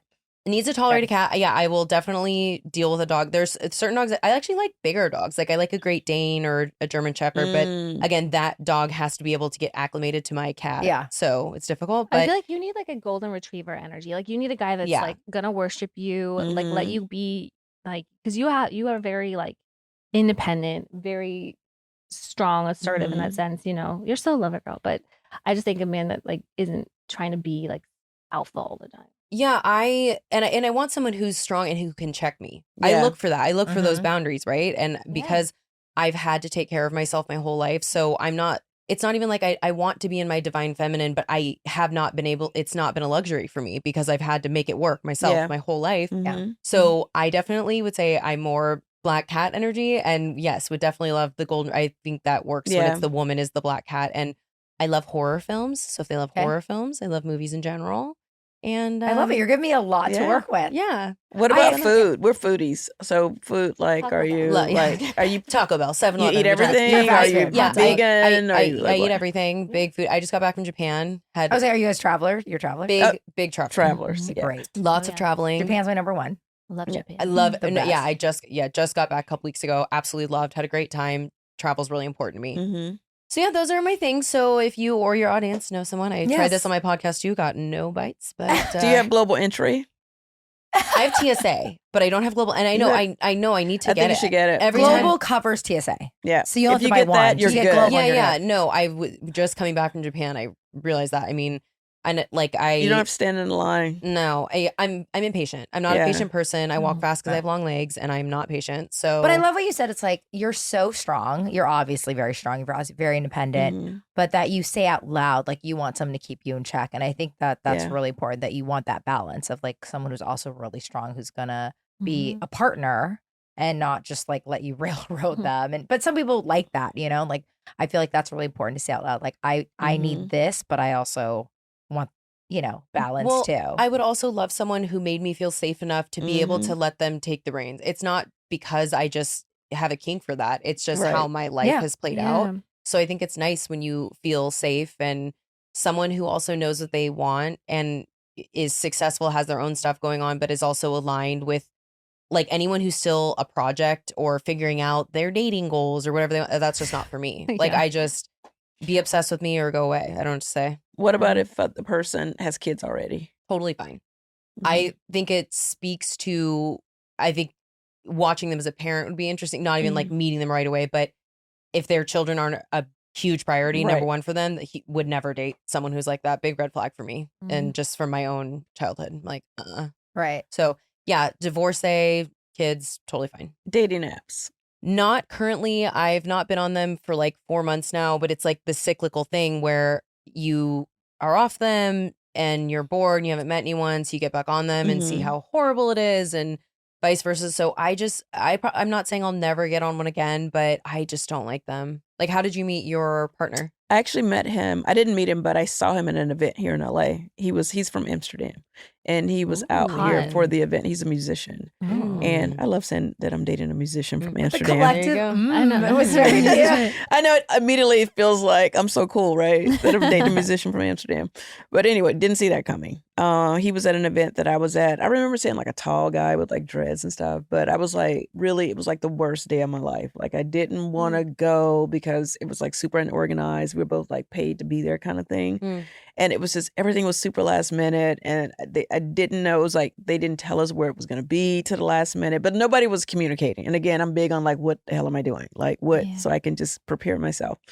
So I was just like, okay, this is a mess. And my girlfriend was like my hype woman. Actually, it was Portia, Peter's daughter. She was like, I can't believe they're like not even getting to you, like getting back. Like, are we going or not? And like, don't they know who you are? Like I can't believe they're like not even like giving you any. And I was like, yeah, like I'm me. Like, what the hell? Like, you know, you have somebody going, yeah, like you shouldn't even go because. And I was just like, and for whatever reason, I was like, let's just like once I got the information, it was just like, oh yeah, this time, and then we'll have someone waiting for you. Of course, I got there, no one was waiting for me, right? But like, despite everything, I was pulled to go, and I'm usually like, the money didn't hit yet, my ass ain't moving until the check clears or whatever. And I was just like, they were like, oh, we can't pay you until Monday. Now it was on a Friday. Like every rule that I normally like would be like, no money, no Miss Bailey. I was like, you know what? They'll probably pay me on Monday. I'm just going to go anyway.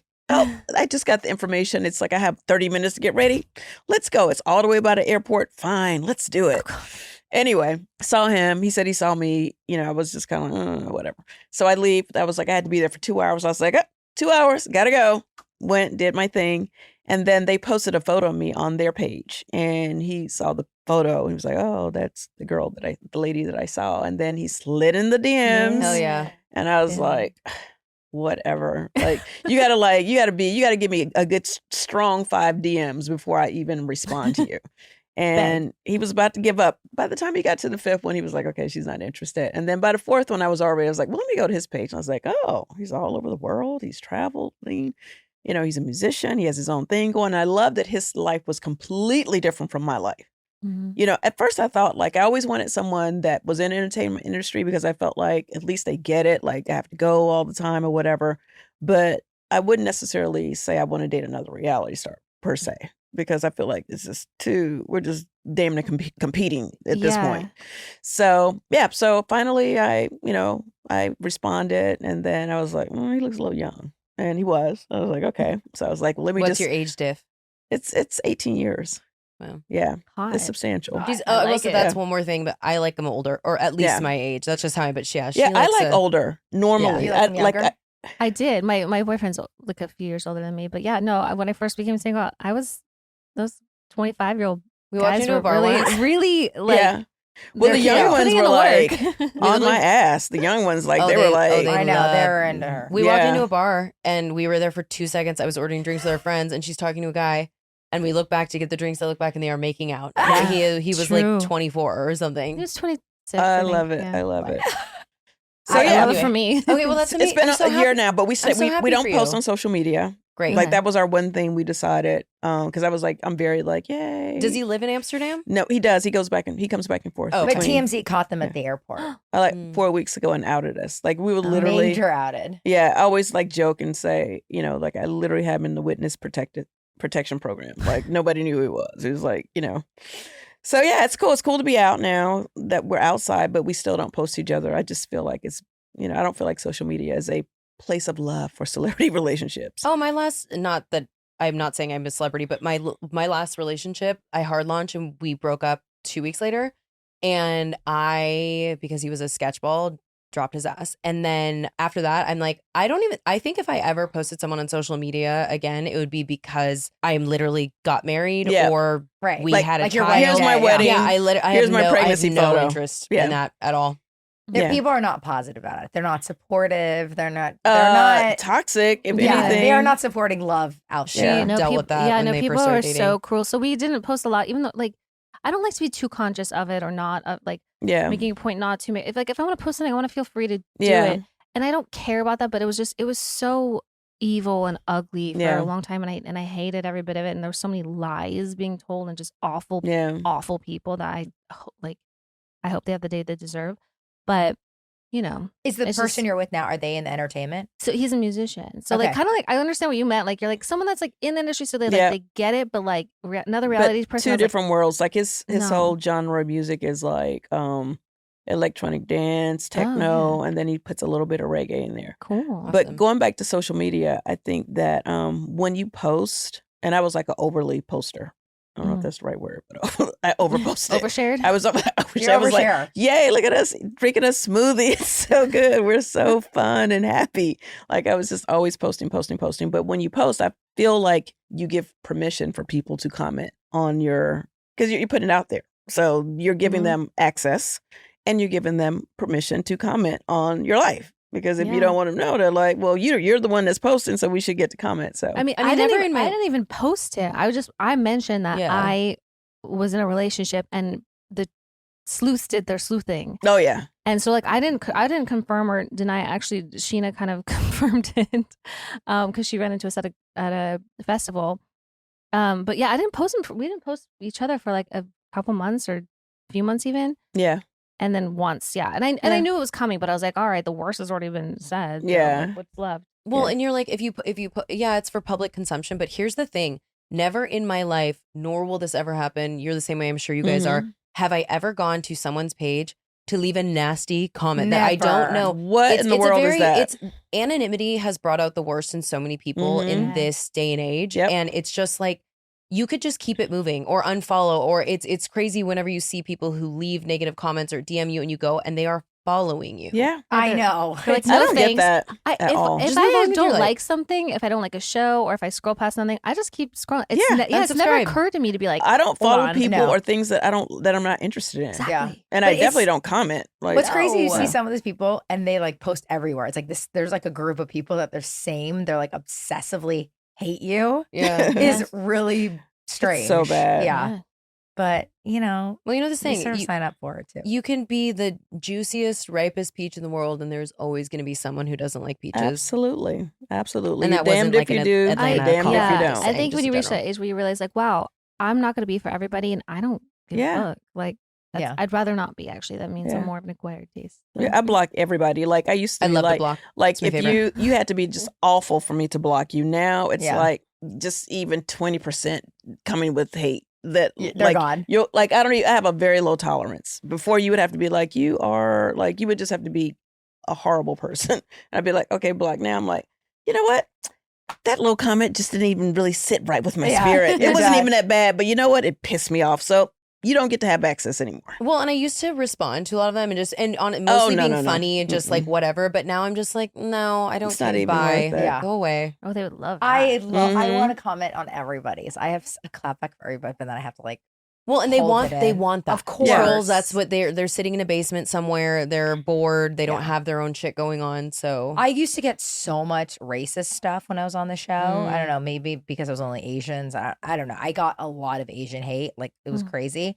And I blocked all of it. And I wish I didn't because I noticed that like if I didn't, like the internet does come to protect you. Totally. Like Yeah. they attack them. yeah. So I kind of wish I left it because I was like, but I just couldn't emotionally deal with it. Like seeing Yeah. like, terrible words about me. So I deleted it all No, and it's, just it's blocked very them. hurtful. Mm. And then I love when people say like, "I'll have a fan," like somehow figure out how to get to me and say, "Oh my God, can you unblock me? I love you. You're one of my favorites." I'm like, if I blocked But your why did I ass, Yes. block you? you Yeah. violated in some horrible way for me to actually put the block button on you. So, I've gotten that. No, Can no, you you don't get to unblock come this back. person? I'm like, I blocked you for like Exactly. fuck off. Mm-mm. What the fuck? You don't get to be unblocked. Stay blocked. It's like really like a girls like girls night out. Time for Yeah. Um, I next could talk girls to you night guys out. all day. I This know is- we should yeah. actually go out. It's Yeah, also no, very when you soothing. when you're back in town, don't know what you have going on, but She's I here a love lot. you too. We should Great. get together for sure. 100%. Are you hungry? You guys have very soothing like energy. Like you guys are just Thanks. cool. I feel like if we got all gutsy that we go out if and I can't imagine Hang you out. being like whatever character. Me they portray you either. as. That is so weird. Yeah, you don't got to watch the show now to figure it out. So Yeah, I was Just saying, this version. we're not watching. Wait, did you say you've never been to Atlanta? no, I've she's never never been to been. Atlanta. Okay, like also seriously, let's go to Atlanta. I go. Yeah. love Come. Atlanta. I I haven't love been a in girls' so trip already. love Atlanta. Yeah, So do a there's that. Bailey Q at Lake Bailey. Well, we like to wrap up with a humble brag, Yes. Okay. and if you guys have one, and if you don't have to have one. About yourself or about like yourself. use yourself. Or anything, but preferably yourself. humble brag, and this might not sit well with some of your listeners, depending, but you'll see my most recent post. I went to the protests on Saturday, and I'm really proud of that. I'll always stand up for what I believe in, and Mm-hmm. Mm. got out there and did the damn I thing. love that. All right. I don't know if is that a humble brag? By the way, I feel like did. we align politically. Yeah. I think so too. Like, I think we're all Yeah. amongst We're all in the there. friends here. and I would say page. that back to like the date, like being with someone. As you get older, that gets stronger and That's so important to me. stronger. I can't- Because I didn't talk about politics really when I met Rob, and it's like our whole life now Yeah. of like of human rights and Mhm. social rights and like raising our children in this environment and the politics and disgustingness happening right now, and that is our life now. So like if you don't align, like It's not possible. that's Yeah. the kiss of death Can't- for me. nope. Yeah. Can't do it. Yeah. I think we're all within What's your same bubble. Mine, humble brag? oh gosh, I think I'll do a humble brag that includes the both of us because we just recorded our 100th episode. That's Yay! So I think like that's a lot to brag about. We've That been doing the damn is. thing and like killing it and building an awesome community, and I'm really proud of Yes. us and everyone that's involved. So yeah, That's awesome. Hell yeah. That's a good one. Yeah, That's a that great too. one. Love that. That's for us. great. Mine is that we have humble brag and that we're here Yes. today, and there's definitely a connection with Disrespectfully, and it was like Yeah. it inspired us, and the four of us are here together and doing what we want to do and at our own power. And we're doing it our way, and we're doing it in a kind way, and the way that we are choosing. And I love that. And it's just the best place to be. And, you know, even though we had to go through some toxic stuff, it got us to here. And and at the end of the day, I'm very grateful for it. And I give that experience its flowers. But that's my humble brag. Yeah, love that. So glad to have met you guys. Yeah, This is I awesome. know, I'm very happy we did this. Yeah. So mine is I'm humbled by the success that you guys are having. You guys were definitely inspiration for Crystal and I. You guys kind of, in some ways, opened the door for us to come in with humble brag, because all we kept hearing was, I was like, who the hell is disrespectfully? Like, why did I keep talking about these disrespectfully people? And I got a chance to check it out, and I was like, those are our people. And I love to see two women. I love women. I love women empowerment, and I love that you guys can come together as your own little bubble community and uplift and support each other. So I'm humbled to have met you guys, and for you guys to be our first little crossover, podcast today. And the brag is I love that I get to meet dope ass women who are doing their thing. Like, it's so cool. You know, I kind of had like a really tough day yesterday, and I was on the plane like coming here, and I was like, you know what? Although like I don't like being in the hot seat, I really don't thrive with like a bunch of drama and stuff. But like, you know, God doesn't give me more than I can handle. But then I woke up this morning and I was like, I get to hang out with you guys, and it's like my day is already better. So thank you for just your love and just honesty and just being who you are and fearlessly. You know, it's the audacity of just to be fucking great for me.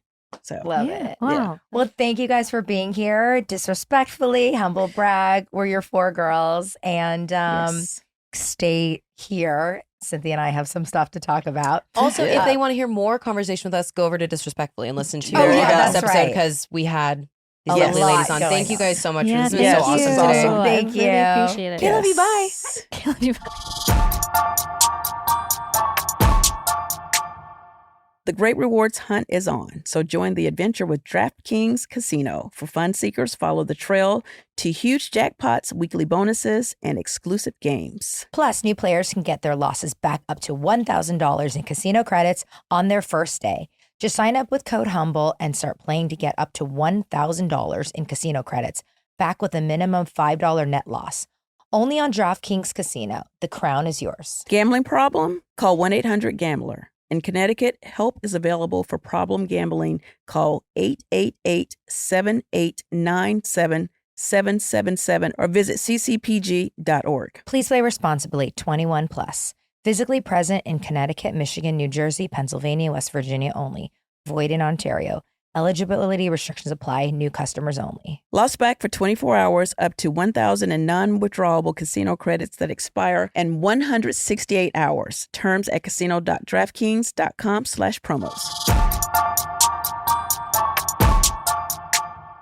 Imagine the best version of you, where you look and feel your best self, where your confidence shines through every day. This is how your skincare routine should make you feel. An easy-to-use system giving your skin exactly what it needs so you look and feel your best.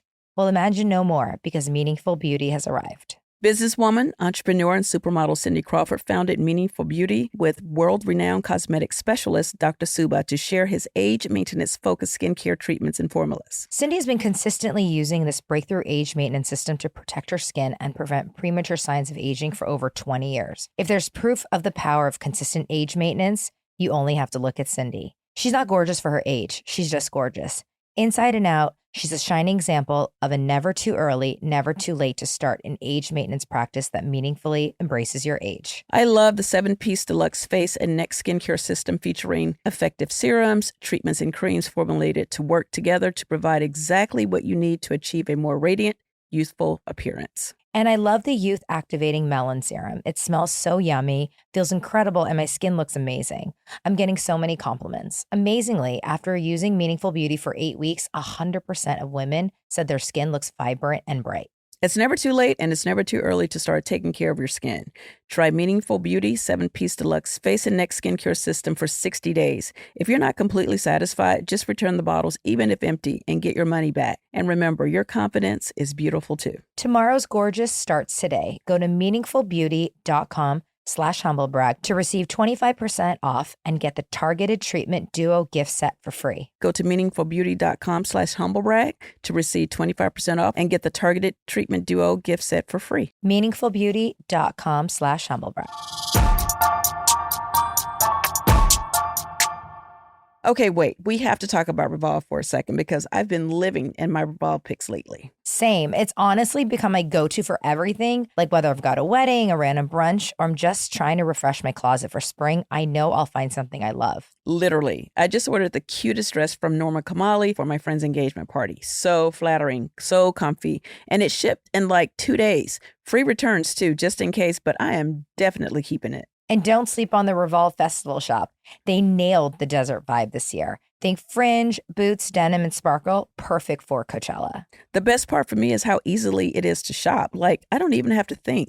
They have these curated edits for every occasion. Plus, the recommended for you section is scarily accurate. I always find pieces I didn't even know I needed. From last-minute getaways to party dressing and seasonal upgrades, Revolve has you covered with fast 2-day shipping and easy returns, all on them. And for a limited time, you can shop a curated selection of my favorite styles at revolve.com/humble and receive 15% off your first order with code HUMBLE. That's revolve.com/humble to shop our top picks and get 15% off your first order with code HUMBLE. Offer ends April 28th, so don't miss out. Got to get into it, girl. Yes, let's get into it. And for we me, did get a little bit. Yeah, we talked a little bit about it on Disrespectfully, this recent episode of Real Housewives of Atlanta, and I just want to make it very clear. Disclaimer, this is not something that I like talking about. Yeah. Literally, if I wasn't asked about it, I would not ever talk about it. Part of me feels like I was even there to be a part of it, to be honest, because I don't want to talk about it. Because anything that has to do with anyone who I consider a friend, I just want to always be in a space to just support, period. Yeah. Like, I never want to be in a space to be like, this doesn't feel right for me. I don't know if I can support this. Well, I have just a few questions because we're girlfriends and I want to know, but this, you could really just not talk about it after this, Okay. Like this be your... Well, I think it's going to come up. Like, I've talked about it because I was asked about it, but I think it'll come up a couple more times and then we'll put it to rest, which will be a very happy day for me. So, well, I'll do a 10-second recap, but we're talking about the episode between Britt and Kenya, and this was her final episode, Kenya's.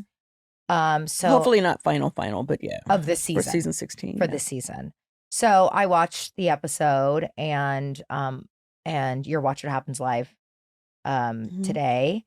And so, you and I had spoken in real time when it happened and what you had said on the show and when I talked to you on the phone very much aligned the same, that you were disappointed that, this was her big moment, Kenya's, big moment. And to use that venue to do this was tough. Yeah. My question for you is, when did you find out about Britt's comment and watching it back now as an audience member? How do you feel about her comment? Okay. First of all, I feel 100% also disappointed in Britt bringing up a gun. I've said in every interview that she was dead ass wrong to bring up a gun. Like, for no reason would that ever be appropriate to do that. So I'm holding, for me, right is right, wrong is wrong. Two wrongs don't make a right. Yeah. And the only difference between my reaction, well, I wasn't even there for Britt's thing. So there's that. So there was no way I could have reacted. Right. And had I been there, honestly, I would have said something to her as well. I think that's something that's really important, is that because I have noticed online, there's been like a lot of pushback. Like, why are you coming? Like, why is your response to Kenya? You weren't there for that. And I was literally not there. Right. So like, I know you, and I know you would have called her out then too. Yeah. And this was very early on in filming too, Crystal. And I didn't really know Britt. I was just getting to know Britt. So emotionally, I was not invested in her. Like she was just a new girl on the show. She seemed nice. My experience with her has been fine, especially during that time and even now. So I was coming from a place of love and protection for my friend. Right. This was somebody that could be here today, gone tomorrow. So, and again, I was just getting to know her. Right. Do you feel like Kenya's response to Britt was like, not how she handled it, but her upset was valid based on what you saw? Absolutely. Right. She had every reason to be upset. She had every reason to feel however she wanted to feel. I would never invalidate her feelings. I don't feel that the way she responded served Kenya. I felt like it just was, like I said, beneath her. I felt like the timing to try to like bring something like that to the forefront, that was just not the time. It wasn't the place.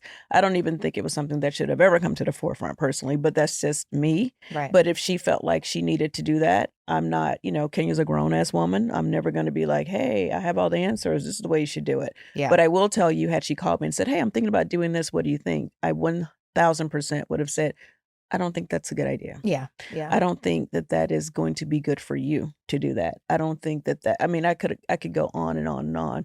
For me, the focus was celebrating Kenya and her salon opening that day. And that's where my head was at. And that's what I was excited about. And that's pretty much it. Are you surprised now that you've seen Britt's side, right? Not Britt's side, but meaning that she said that. Yes. Now that you've seen it like on TV. I am actually. I mean, I felt like after seeing Britt's side, it was like, oh, okay, yeah, I could see the concern. I could see why Kenya would, be like, what the hell, I never thought she wasn't going to continue filming. Right. Like that never came, that never entered my mind. I just thought, okay, well, that was crazy. Based on what I watched, Britt saying that and what Kenya did felt both horrible. I would not say something like that. I would not bring up posters like that. But I felt like they were kind of equal in their sort of negative, kind of gross responses. Yeah. I wish that both of them had the opportunity to have continued to film, because like if you look at the first 2 episodes, some of the other girls were at odds. I mean, they were not getting along. They were not really, in a good place, but they were able to continue to film. So they, eventually made up. And I feel like, that could have happened for Britt and Kenya had Kenya been still on the show. Right, right. So like that night, obviously it was really intense, heightened, I think it was Portia who was like, I'm out of here. I mean, that really felt like the reaction of no one reacted that way to Britt. They reacted to Kenya. That's what makes me feel like Kenya's was so much bigger. Yeah, well, I think what's interesting about that point, Crystal, is that the other ladies were at the other event that I wasn't at. And then they were at Kenya's event.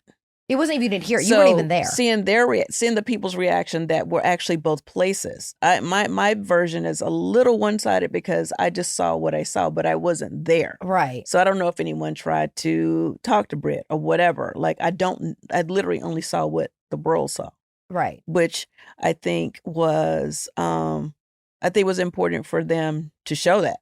Yeah. Because otherwise the fans would be confused as hell. Like, well, why did Kenya react like this? Like, well, what did Britt do? That was the question. Like, what did Britt do to deserve or get this reaction? Right. So, and I felt like what we saw is what it was. I don't think Bravo sugarcoated what Britt's part. Right.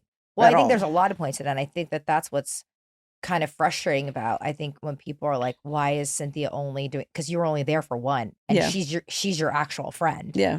So you're going to hold your friends to a certain standard. Absolutely. That you would something that you don't really know. Yeah. But and also that what you didn't know, you didn't even see. Right. Or even know about it. So why would you have a response to that? You're just going to react to someone in the moment that's like, this is not cool. If Whatever I know happened. you and I just met this other girl and something goes down, my focus is always going to be to protect and you. I can't imagine you would have said to her, if she said to you, oh, well, this happened, you'd be like, oh, okay, that's fine then. Right. You just been like, this situation is not cool. Right. And regardless of what happened. And honestly, when I heard about it, because I did hear about it, in my mind, I was like, oh, this Britt is not going to be invited to her event because this woman is afraid of, she's concerned about these things that Britt was saying. So if that was me, there's no way. I've been, been on the show forever. That is one phone call. I don't feel comfortable with this person coming to my event. I don't want to film with her. And I don't want to film with her. That is just to go to. And anytime I've ever said that, that was always honored. Like I don't think, especially in this climate, Bravo wants to put anyone in a environment that they don't feel safe. Right. So based on the reactions, I think that's another thing that people haven't really brought up. But can I say this too before I forget? I think an interesting question, since we're talking about it, is I'm really interested in as to why no one's really asking questions about like what the actual cast, the actual housewives who were actually at both events, why they're not in question about like, because they were at both places, like I said. Right. And why, how they feel seems to be like irrelevant. Yeah, pretty much. That's what it feels like. And it felt like it came on me like, you did, well, press what does that Cynthia, week.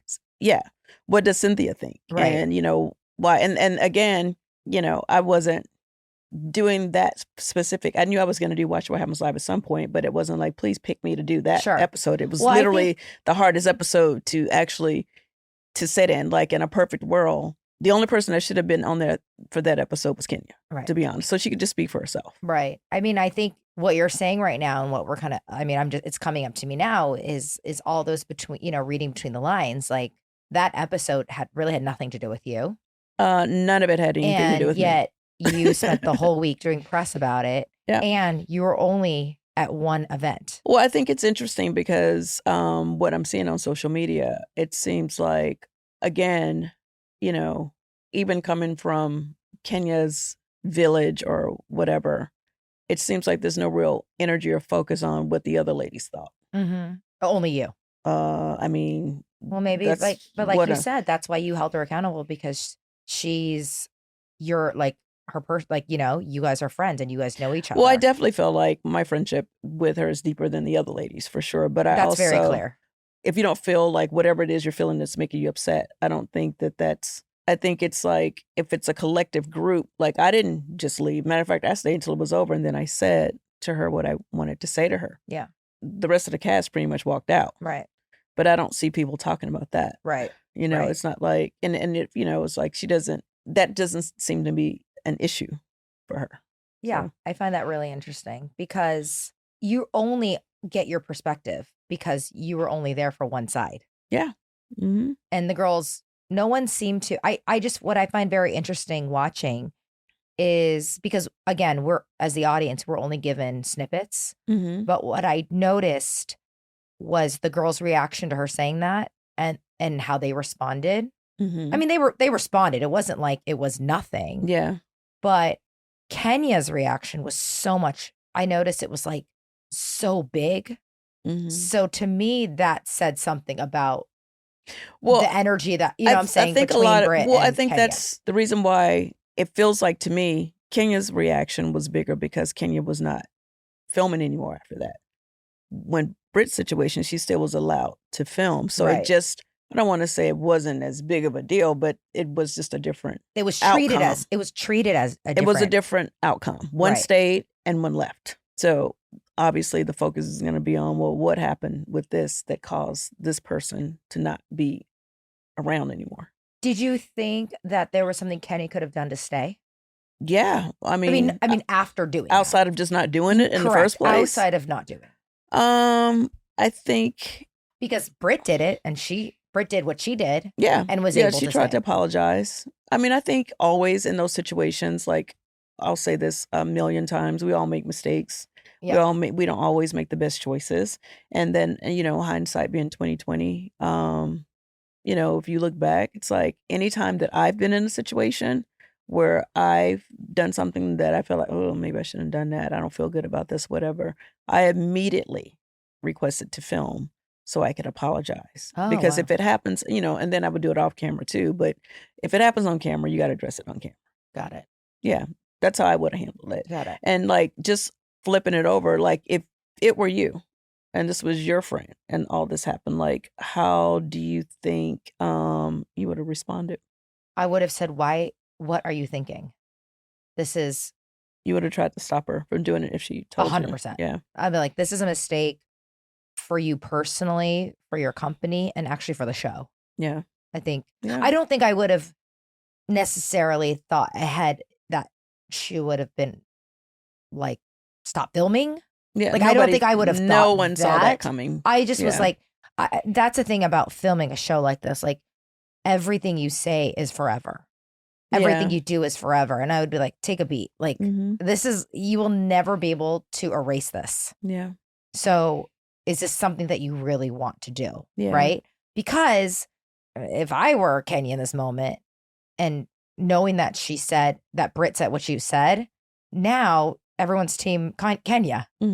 Let it be. Yeah. No, that was a great position to be in. That's right. Yeah. Take that position on these shows. Absolutely. When you're on these shows, let them be the bad guy.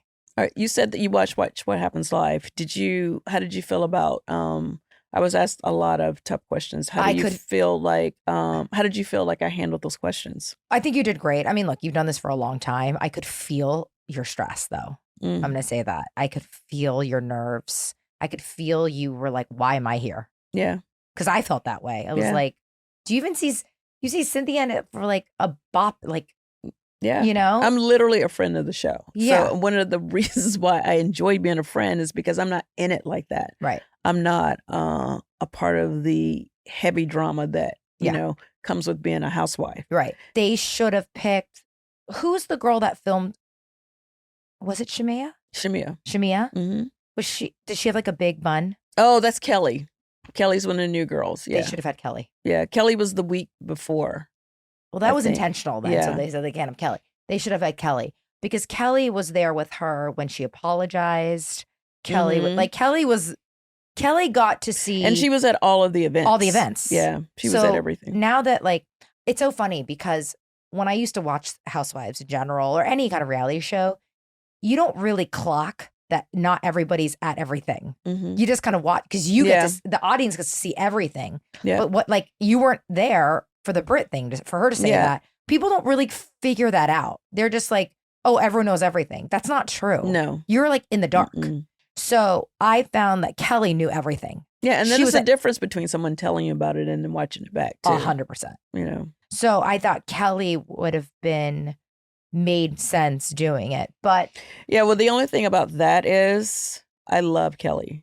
The only thing about that is at the time she and Britt were in a great place. They were like besties. Okay. And now they're not. So that would have been a different answer. It wouldn't have been aligned to the episode. I think it may have affected her position. I see. Because they were in a different place when it went down. Right. And they're literally not even speaking now. So see, that's also the part that's interesting. 8 months later, you have to talk about it like it's in real time. Yep.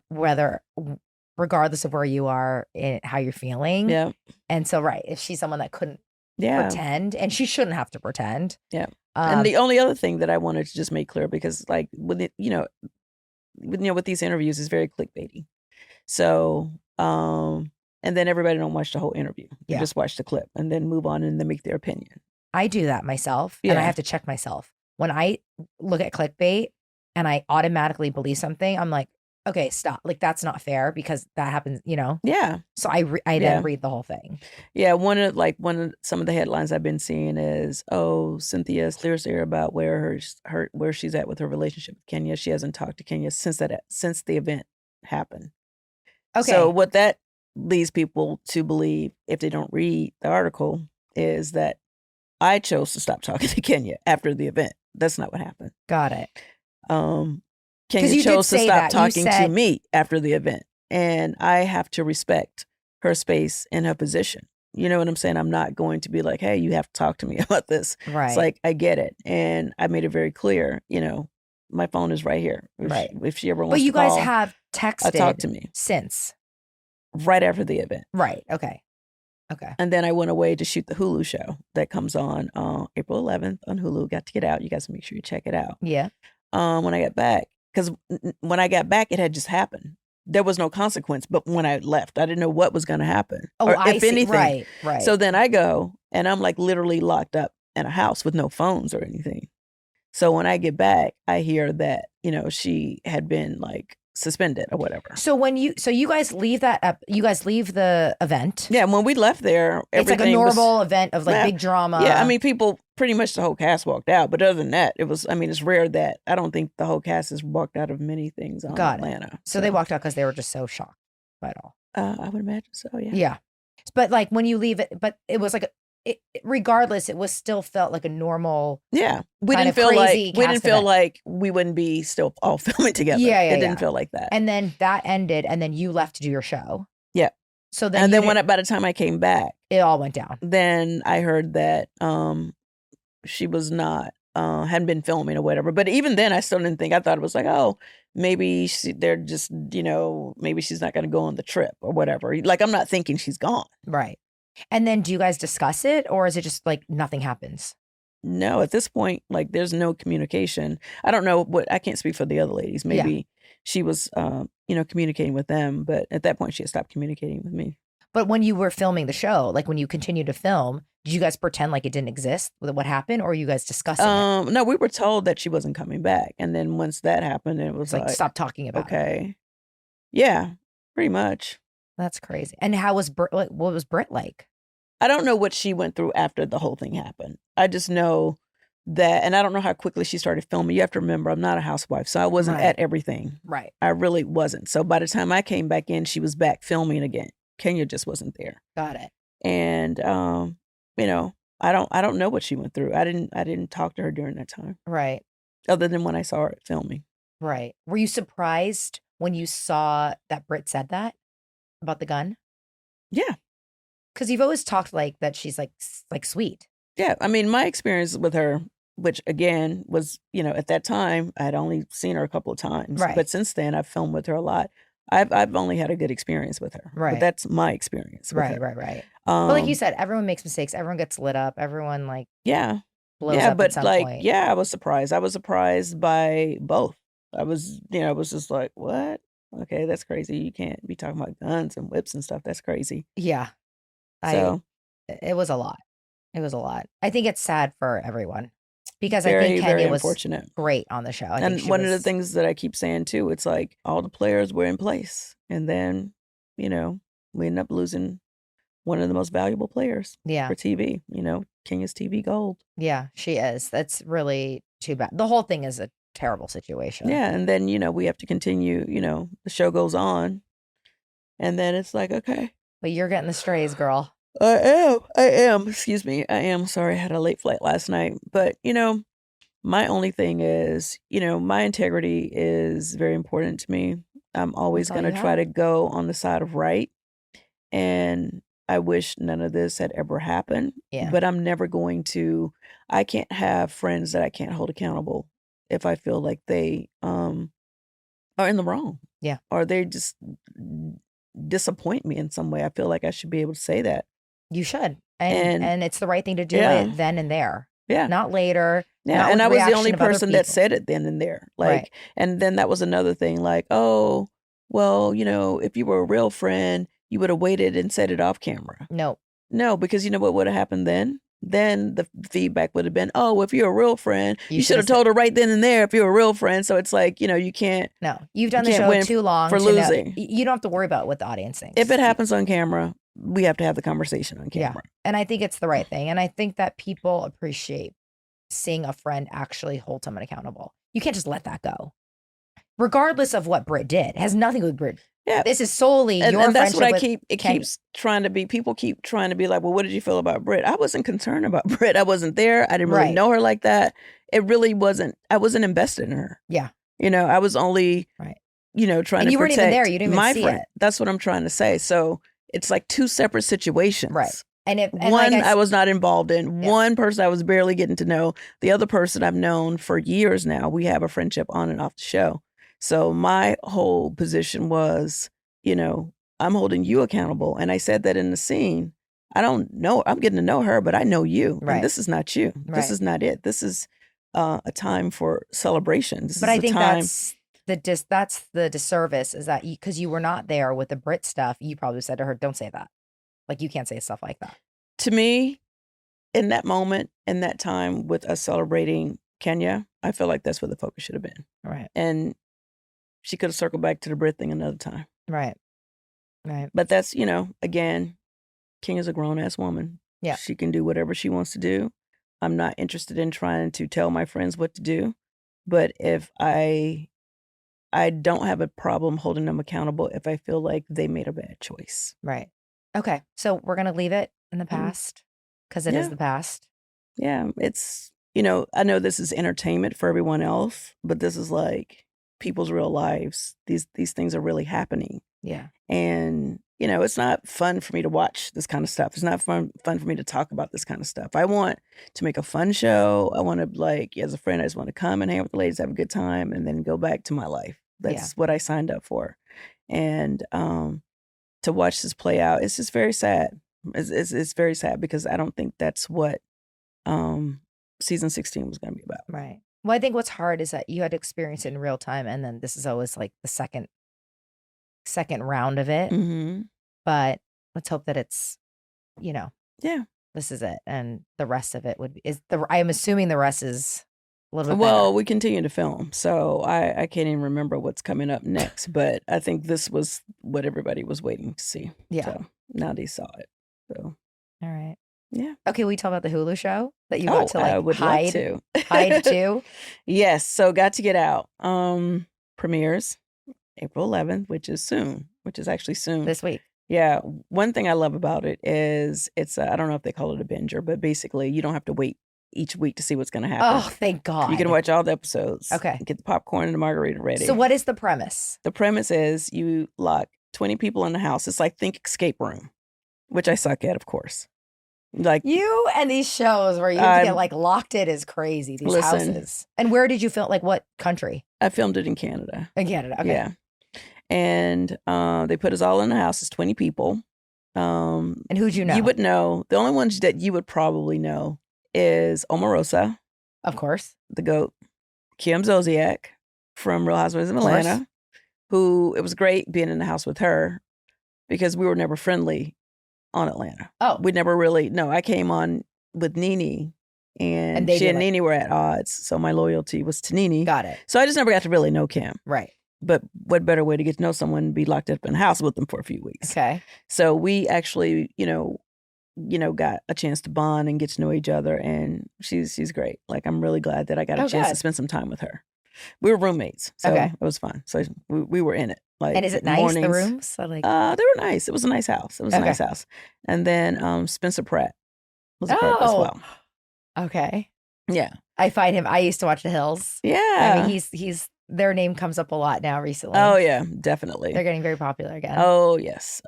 So anyway, long story short, we are locked in this house and we have to try to figure out how to get out. And so you're working together? Yeah. Well, you can have alliances. Oh, and okay. So there is I was picked right away to be an alliance, of course. Of course. You always are. Well, it's the only way I'm going to get out. Yeah. I can't get my ass out by myself, so I'm at the mercy of an alliance. So the object of the game is to get out. Yes. But if you get out, you win? If you get out, you win. You can win up to $1 million. So there's a big clock, and every day that goes up and up and up, and it will go to $1 million. But if it's at 300,000, and you can figure out how to get out, you then get you get that? out, and then you get 300,000. Yes. And does only one person get the money? Well, if only one person escapes, like you could team up. Say if you and I were in the house, and we could say, okay, we're going to try to get out together, and we'll split the money when we get out. We'll split the 300,000 Is there any strategy? Is there any strategy to keep? I love games. Like I'm already excited about this. I'm like, yeah, you should do the show. By the way, is it? They always ask you. They're not gonna ask me. But is there a strategy to keep everyone in still so the money goes up? Well, nobody wants to try to escape at $1,500. Okay, got it. So there is stay. Nobody. We were just in there eating, having a good time. Nobody's trying to get out. By the time it got to about 300,000, we're like, you know what? Fuck everybody. I could work with 300,000. Okay, got it. And then it's brutal. That's when people started moving a little differently. Wow. As the money clock kept ticking, and there would be clues and at different times a window may be unlocked or the door may be unlocked. Oh, we don't know. Actually, get the hell out. Yeah, but we never know. You have to walk around checking windows, checking doors. This door, it was everybody's just always looking for clues. Is there a clue? Whatever, is there a clue here? Do you feel claustrophobic? No, it's a big house. Okay. No, not at all. The house was beautiful. Okay. So, and then there's a big red button, and if somebody tries to get out, and then we have on the roof, like a watchtower. Oh So my we're God. watching everything. So we're gonna catch Squid anyone that Games. tries to get out. Yeah. So and if somebody's out, like, somebody always was by the button, and I will tell you this, that I lived by that button. You were the button girl. Well, I had to figure out my strength because I sucked at all the competitions, of course. So you were the button protector. I was the button protector. So what I was happens? button Someone girl. wants to hit the button. They'll scream, hit the button, hit the button, hit the button. And I would just like hit the button. And what are you hitting the button for? So that the gates will close. Because the gates, if somebody's trying to, the get gates are open. But if you try to get out, then they close if we catch you in time. Literally escape. And you're locking them in. And there's a getaway car on the outside Holy of the shit. gate for you to get away. Okay, were there people, you can't name people obviously, but like, or maybe you can, who was like a major gamer? Spencer was super focused. Focused. Omarosa is amazing. And Kim was quite competitive as well. Like, Okay. I've never seen that side of her because, we were on a different type of reality show. Yeah. Who else she was there? clocked in. There was a lot of other Val from Dancing with the Stars was there. Susan, a couple of girls from The Bachelor was there. Oh, okay, so like reality people mixed with influencers. Okay. Like a DJ, a well-known DJ, a toy maker. Like, they had a really cool, interesting cast. Okay. But like, we're the ones that you would just be like, oh, okay, so Spencer from, the reality whatever. people. Yeah. So yeah, it was fun. It was. I love that you join these shows without ever like new shows. You're this is the willing. first one.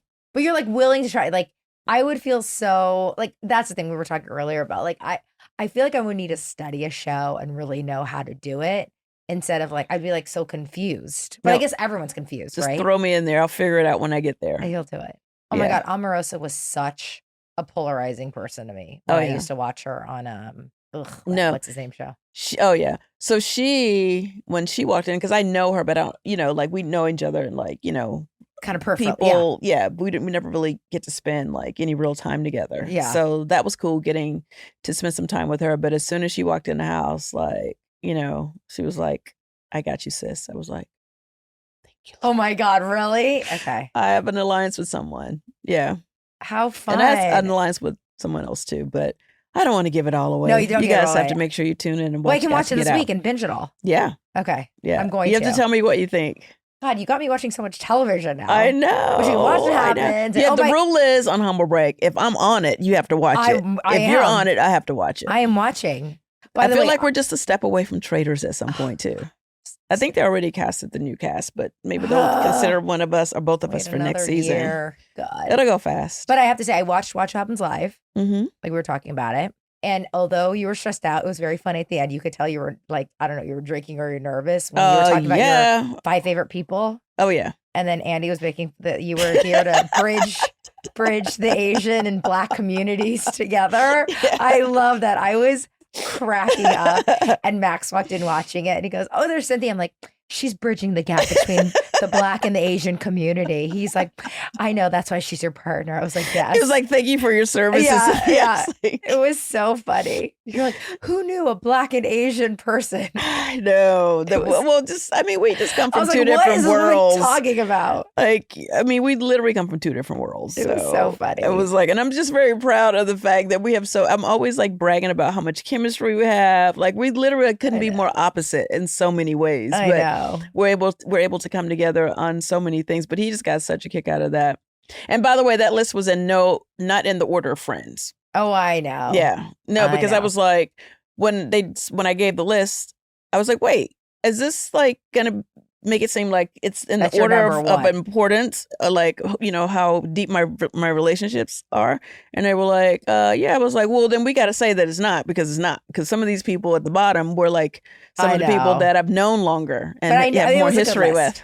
Yeah, but these are all people. What's interesting about it is, who did I have on the list? Like, Luann was my number one. Yeah, you had Luann, Jill Zarin. Yep, Jill I met when I first started. She was so sweet to me. Jeff, who is like a great friend of mine now, and yours. And Teresa. Giudice. And I felt like there was one more person. Well, that was your 5. And Jill. Yeah. Okay. That was your 5. Yeah, but I literally either work... Like we have a friendship, but we also work together. Like, a lot of those relationships, we do a lot of business together too. Yes. So we're friends, and we also get to the bag together too. Like, Jeff and I are friends, but we work with him as well. Yeah. Oh my God. Well, yeah. I mean, this episode will be long, but we have Chumpcon. Oh, we do have Chumpcon this week. We do. We do. Are you excited? I am. I'm excited. Yeah. I mean, this is the first one. Like, we're setting the tone. I know. Actually, it's so funny. I've been wanting to ask you for weeks, and then I've been wanting to message him and Shane, but I just haven't because I just feel like that's like an annoying question. I've wanted to know what chumps are going. I do too. And I just saw it yesterday. Who's I saw going? the list because I was like very confused. How many and who? I'm assuming this is the list because, okay. So I was on, I looked at Jeff's stories, and they always say this coming up this week is like who's recording. Yeah. So it said on Thursday, it was like it was our faces, right? With a whole bunch of people. Cause Friday, we're supposed to record his show live while we're there. I don't know if you looked at your schedule, right? Okay. Friday morning. I haven't looked at anything yet. So it was like 20 people. So I'm like, oh, those are everyone coming. Oh, wow. But one person is Molly Sims. Oh, okay. But I never think of her as a chump. Yeah. I mean, I don't know all the chumps, so I don't. Yeah, but I know I know that like Kristen Takeman goes on a lot. Like, I'm like, how did he Kristen. pick these people? Yeah. Not her, but I'm like, there's people who are obvious to me, obviously the whole like Mercedes thing. Yeah. But I'm going to name them for you. Okay. And you tell me. They only book me with the same chumps. So I never get to meet, like I've never met the others. 15 chumps. I work with the same 5 ones. And they book me with you a lot, so. Yeah. Okay, so Thursday, so I'm assuming this is because they're all in Vegas. Because together, right? Yep. Lauren Lake, the judge. Okay, I never oh my worked God, with her she's before. So amazing. Yeah. Reza. Yep. Eden love. Sassoon and Kelly Wagner. I only know Riza. I know. So Eden was a friend on Beverly Hills once, and I know Eden personally. Oh, but I'm like, is she going to be in Vegas? I'm like, oh, maybe these are people. Okay. So this is Friday. All right, cool. And it's a whole list. So it's Doug. Yep, I love Doug. Jamie. Jamie Kennedy. Jamie Kennedy, yep. You, me, Sarah Colonna, Molly Sims, Joey Zauzik, Leah Liot, Zach, Kelly Dodd, Ryan Bailey. Okay. It's like kind of random for me. I know like 4 of them. Yeah. So Which I guess is fine because I don't know them all. So. Yeah. So we're going to get to know them all. Yeah. Because I don't really know it. Really. Yeah, I guess it is interesting how. Do you have your outfits ready? Are you going to be in Legence head to toe? Pretty much. Okay. It's going to be like kind of an easy suit vibe. I'm not wearing heels. Definitely I feel like it's going to be a lot of walking. So. It is going to be a lot of walking. Okay. I need to send you my Legence outfit so we don't cross over. I know. I've been dying to wear the one that you wore when you did your press tour in New York. Oh, yeah. So I think it's time. I think enough time has happened. I brought it. Girl, stop. Of course. That I can wear. The flowery kind of greenish floral one. Yeah. I've been dying to wear that one. Oh, yeah. It's really good. And it's really comfortable. It's so comfortable. Yeah. It's the best. Okay, so I won't wear that. I have like a plaid black and white dress suit. It's short with like big puffy sleeves from Legence. I was gonna wear have that one. Maybe in like knee-high boots or something like that. Ooh. And then I went shopping for a bathing suit. Joey and her girlfriend, and they're like, think about that. Oh my God, they put me in a bikini. And 1 piece or 2 piece? Like a string, like a little bikini. Oh. And they were like my hype girls. These like Zoe is 10 and her best friend Noah is 12. And they're like, oh my God, like this. And they kept bringing me all these like, this is super sexy, mom. And like, oh my God. And like, you need to have like your booty out. And I'm like, oh, what is happening? And it was the first real time that I'm like, oh my God, I'm going to have like a little like teenager daughter, right? Because Zoe's like, she's sassy, but she's a little baby. And she was there putting like, oh no. And they're like, she kept taking my boobs, like, lift them up, mom. I want to see some cleavage. I'm like, holy shit, what's happening? Zoe, I'm going to advocate for Zoe to become your stylist because I think Zoe will definitely sexy you up for sure. And I know you want me to be sexy. Yes, so I have a sparkly blue bikini now. Wow. And I'm only saying this. Are we going to have time to go to the pool? There's a pool day. There's a pool day? Shit, I think I need to read the schedule. I literally haven't even looked at it yet. We're in Vegas and it's 100 degrees. It's a pool day. Okay, it's there's a pool day. And it's what like else? 1 to like 5 p.m. All right, I got to get a swimsuit. Can someone send me a swimsuit? FedEx me a like the next 30 swimsuit seconds. to the Godfrey, please. Yeah. So we have that, but I have like a cover up because I'm like, your mom's old. Like I'm not trying to like show my skin here. God forbid. God forbid. God forbid. And then we have like, you have to have at least like 5 outfits. Yeah. Wow. It's a lot. Okay, I gotta go. Girl, you gotta get up now. Let's end. Yeah, I gotta go shopping. I gotta go. Yeah. So that's it. You gotta go home. Well, and sleep. I think it's gonna be fun. I know. I'm so tired. Like you have no idea. Like I didn't get into it on the other podcast, but like last night when I came in, it was like crazy. Like my flight was delayed. The worst. And of course, you never find out that it's delayed until you get there. And they're like, oh, it's delayed 2 hours. So I'm in the, make a little office. I can't let that go. What do you mean you don't know it's delayed until you get there? Because they didn't delay it until I was already en route to the airport. Like it was fine. I think. And then I got an alert. Oh, yeah, that's the worst. Yeah, but then I was already halfway to the airport. That's the worst. Yeah, that is the worst. So I get there and I'm like, okay, so I kill 2 hours doing whatever, doing some work stuff. Get on the plane, and I'm having a little anxiety because I know the show's coming on. And I'm already thinking God doesn't make mistakes, and he literally put me in the air. So I won't even be going you can't crazy. look at it. But then, of course, I thought, okay, thank you, God. But at least if I choose to turn my Wi-Fi on, I can at least see what the temperature is on social media. Why was the Wi-Fi not working for the first 2 hours? Really? And I kept like the guy next to me. I was like, is yours working? He was like, yeah, but it's like super slow. It like just would not work. Then when I finally got it to work, and I was so anxious to like try to like log on, somehow I don't know how I did it. I logged myself completely out. The universe is trying to protect you. And I had to verify who I was. Oh no. Figure out my password. Like I haven't looked of course not. at my password for IG in 100 years. Yeah, so it's like automatic. Thank God I like had it like in my notes, and I was like trying to do a new it was a freaking mess. So finally I get on there, and it's like, I'm getting some shots. I mean, I wasn't like, blown to pieces, but it was definitely like, okay, shot here, shot there. Then I get some love over here. So I was like, okay, at best, maybe 50-50 or whatever. And then, but that was even before you got involved in this. And nothing to do like, here. how did this become my shit? Crazy. You know what I'm saying? And that's what it became. It was like literally like, forget the whole cast. Let's just put all the energy on Cynthia right now. Yeah, it's really weird. Isn't that crazy? I was like, weird, so weird. So if you didn't watch it, I'm telling you, it was all designed. They needed to like put it on someone. Well, I mean, I do feel like regardless of who it was, because anybody could have done something like this if they wanted to. This is a reality show. I am the voice of reason. I'm always going to give grace and hold people accountable. Right. So this is who I am. So it wasn't a specific person thing. It was do I think this was right? Right. It was totally you're the narrator. Yeah. It was a character thing. Yeah. So so now I get past. The show has gone off. They have seen this thing. So now let me see what the reaction is. So then it was like kind of 50-50. I was like, okay, fine. I'll take 50-50. And then now I had to wait because now I'm going on Watch What Happens Live. And now I got to talk about it. So then I have to see what the reaction is going to be after that. When I tell you, I was like a hot mess. And all I wanted to do was crawl in the car with my driver and go to the hotel and just shower and go to sleep. Soon as I land, I get a text from my driver saying, my car broke down. Of course. I'm not going to be able to come and get you. It's the worst. It's like at this point, because I was so delayed, now it's like literally 1 a.m. Oh, no. Really? Oh, yeah. It was nuts, Crystal. Oh, no. And then I thought, okay, no problem. Things happen. I'll just jump in an Uber. But I didn't know. I've never taken an Uber from LAX. There's no jumping in Atlanta, in it's a little easier. No, only LA. It's only LA where you have to take that stupid green shuttle. I had to take a shuttle to like you a have place to get a black. that makes multiple stops. Let me just point out. It's I know. They don't have an express shuttle to the Uber taxi place. And I refuse to pay for anything other than an X.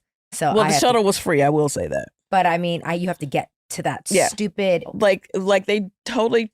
I don't even know where they drove us to, but it was like they dumped us out, and I still never figured out what the Uber place was. I just saw taxis, and I was like, I'm gonna work it out. Yeah, I'm gonna get my ass in this taxi. Oh my God. And then people kept turning me down because I'm ridiculous. I never travel with less than 3 suitcases because I never know if I'm gonna get a call saying, hey, you have to go here now, or you got to do a carpet. God. So I got gowns in there. So I always just have a bunch of stuff. Girl, go home and go to sleep. Child. Yeah. So anyway, I ended up finally getting a taxi that was like a little van, and it was a older gentleman. Are you in tonight? I'm going to have like an early dinner, and then I'm taking my ass to sleep. Yeah. So tomorrow is a big day because Noelle is actually shooting Teen Vogue tomorrow. So after the podcast, I'm going to go out to Porter Ranch and I love it. Well, that's where I'm going now. I got to go to Zoe's school. Oh, that's right. Okay. All right. Well, you guys, once again, I very emotional. I don't know why Crystal just gets to be unicorn and rainbows over here. She's got to get her ass back on Beverly Hills so she can get some of this smoke and catch some of these strays. I'm still alive. Feeling good. But again, this is not my happy space. I really love just cheering everyone on from the sidelines and staying out of harm's way, but it is what it is. You've been talking about being a friend, how easy, and you, I don't know what happened this week. I'm like, friends shouldn't have any smoke. Friends just get to be friends and just come and go. Nope. But no. Hopefully this is the worst of the season. I hope so. And it really has nothing to do with you, which is even crazier. And that's the funny thing. I'm like, why did this become about me? I know.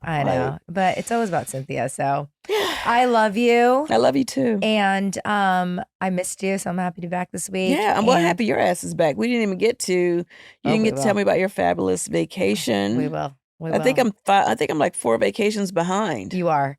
I didn't need to like gush about the vacation with your week. Yeah, today would not have been the day. It's not the week. No. I need a vacation. You do. I need to go where you just came from. You do. Well, I love you. Thank you guys for listening. All right, love you guys. Thank you so much. See you next week.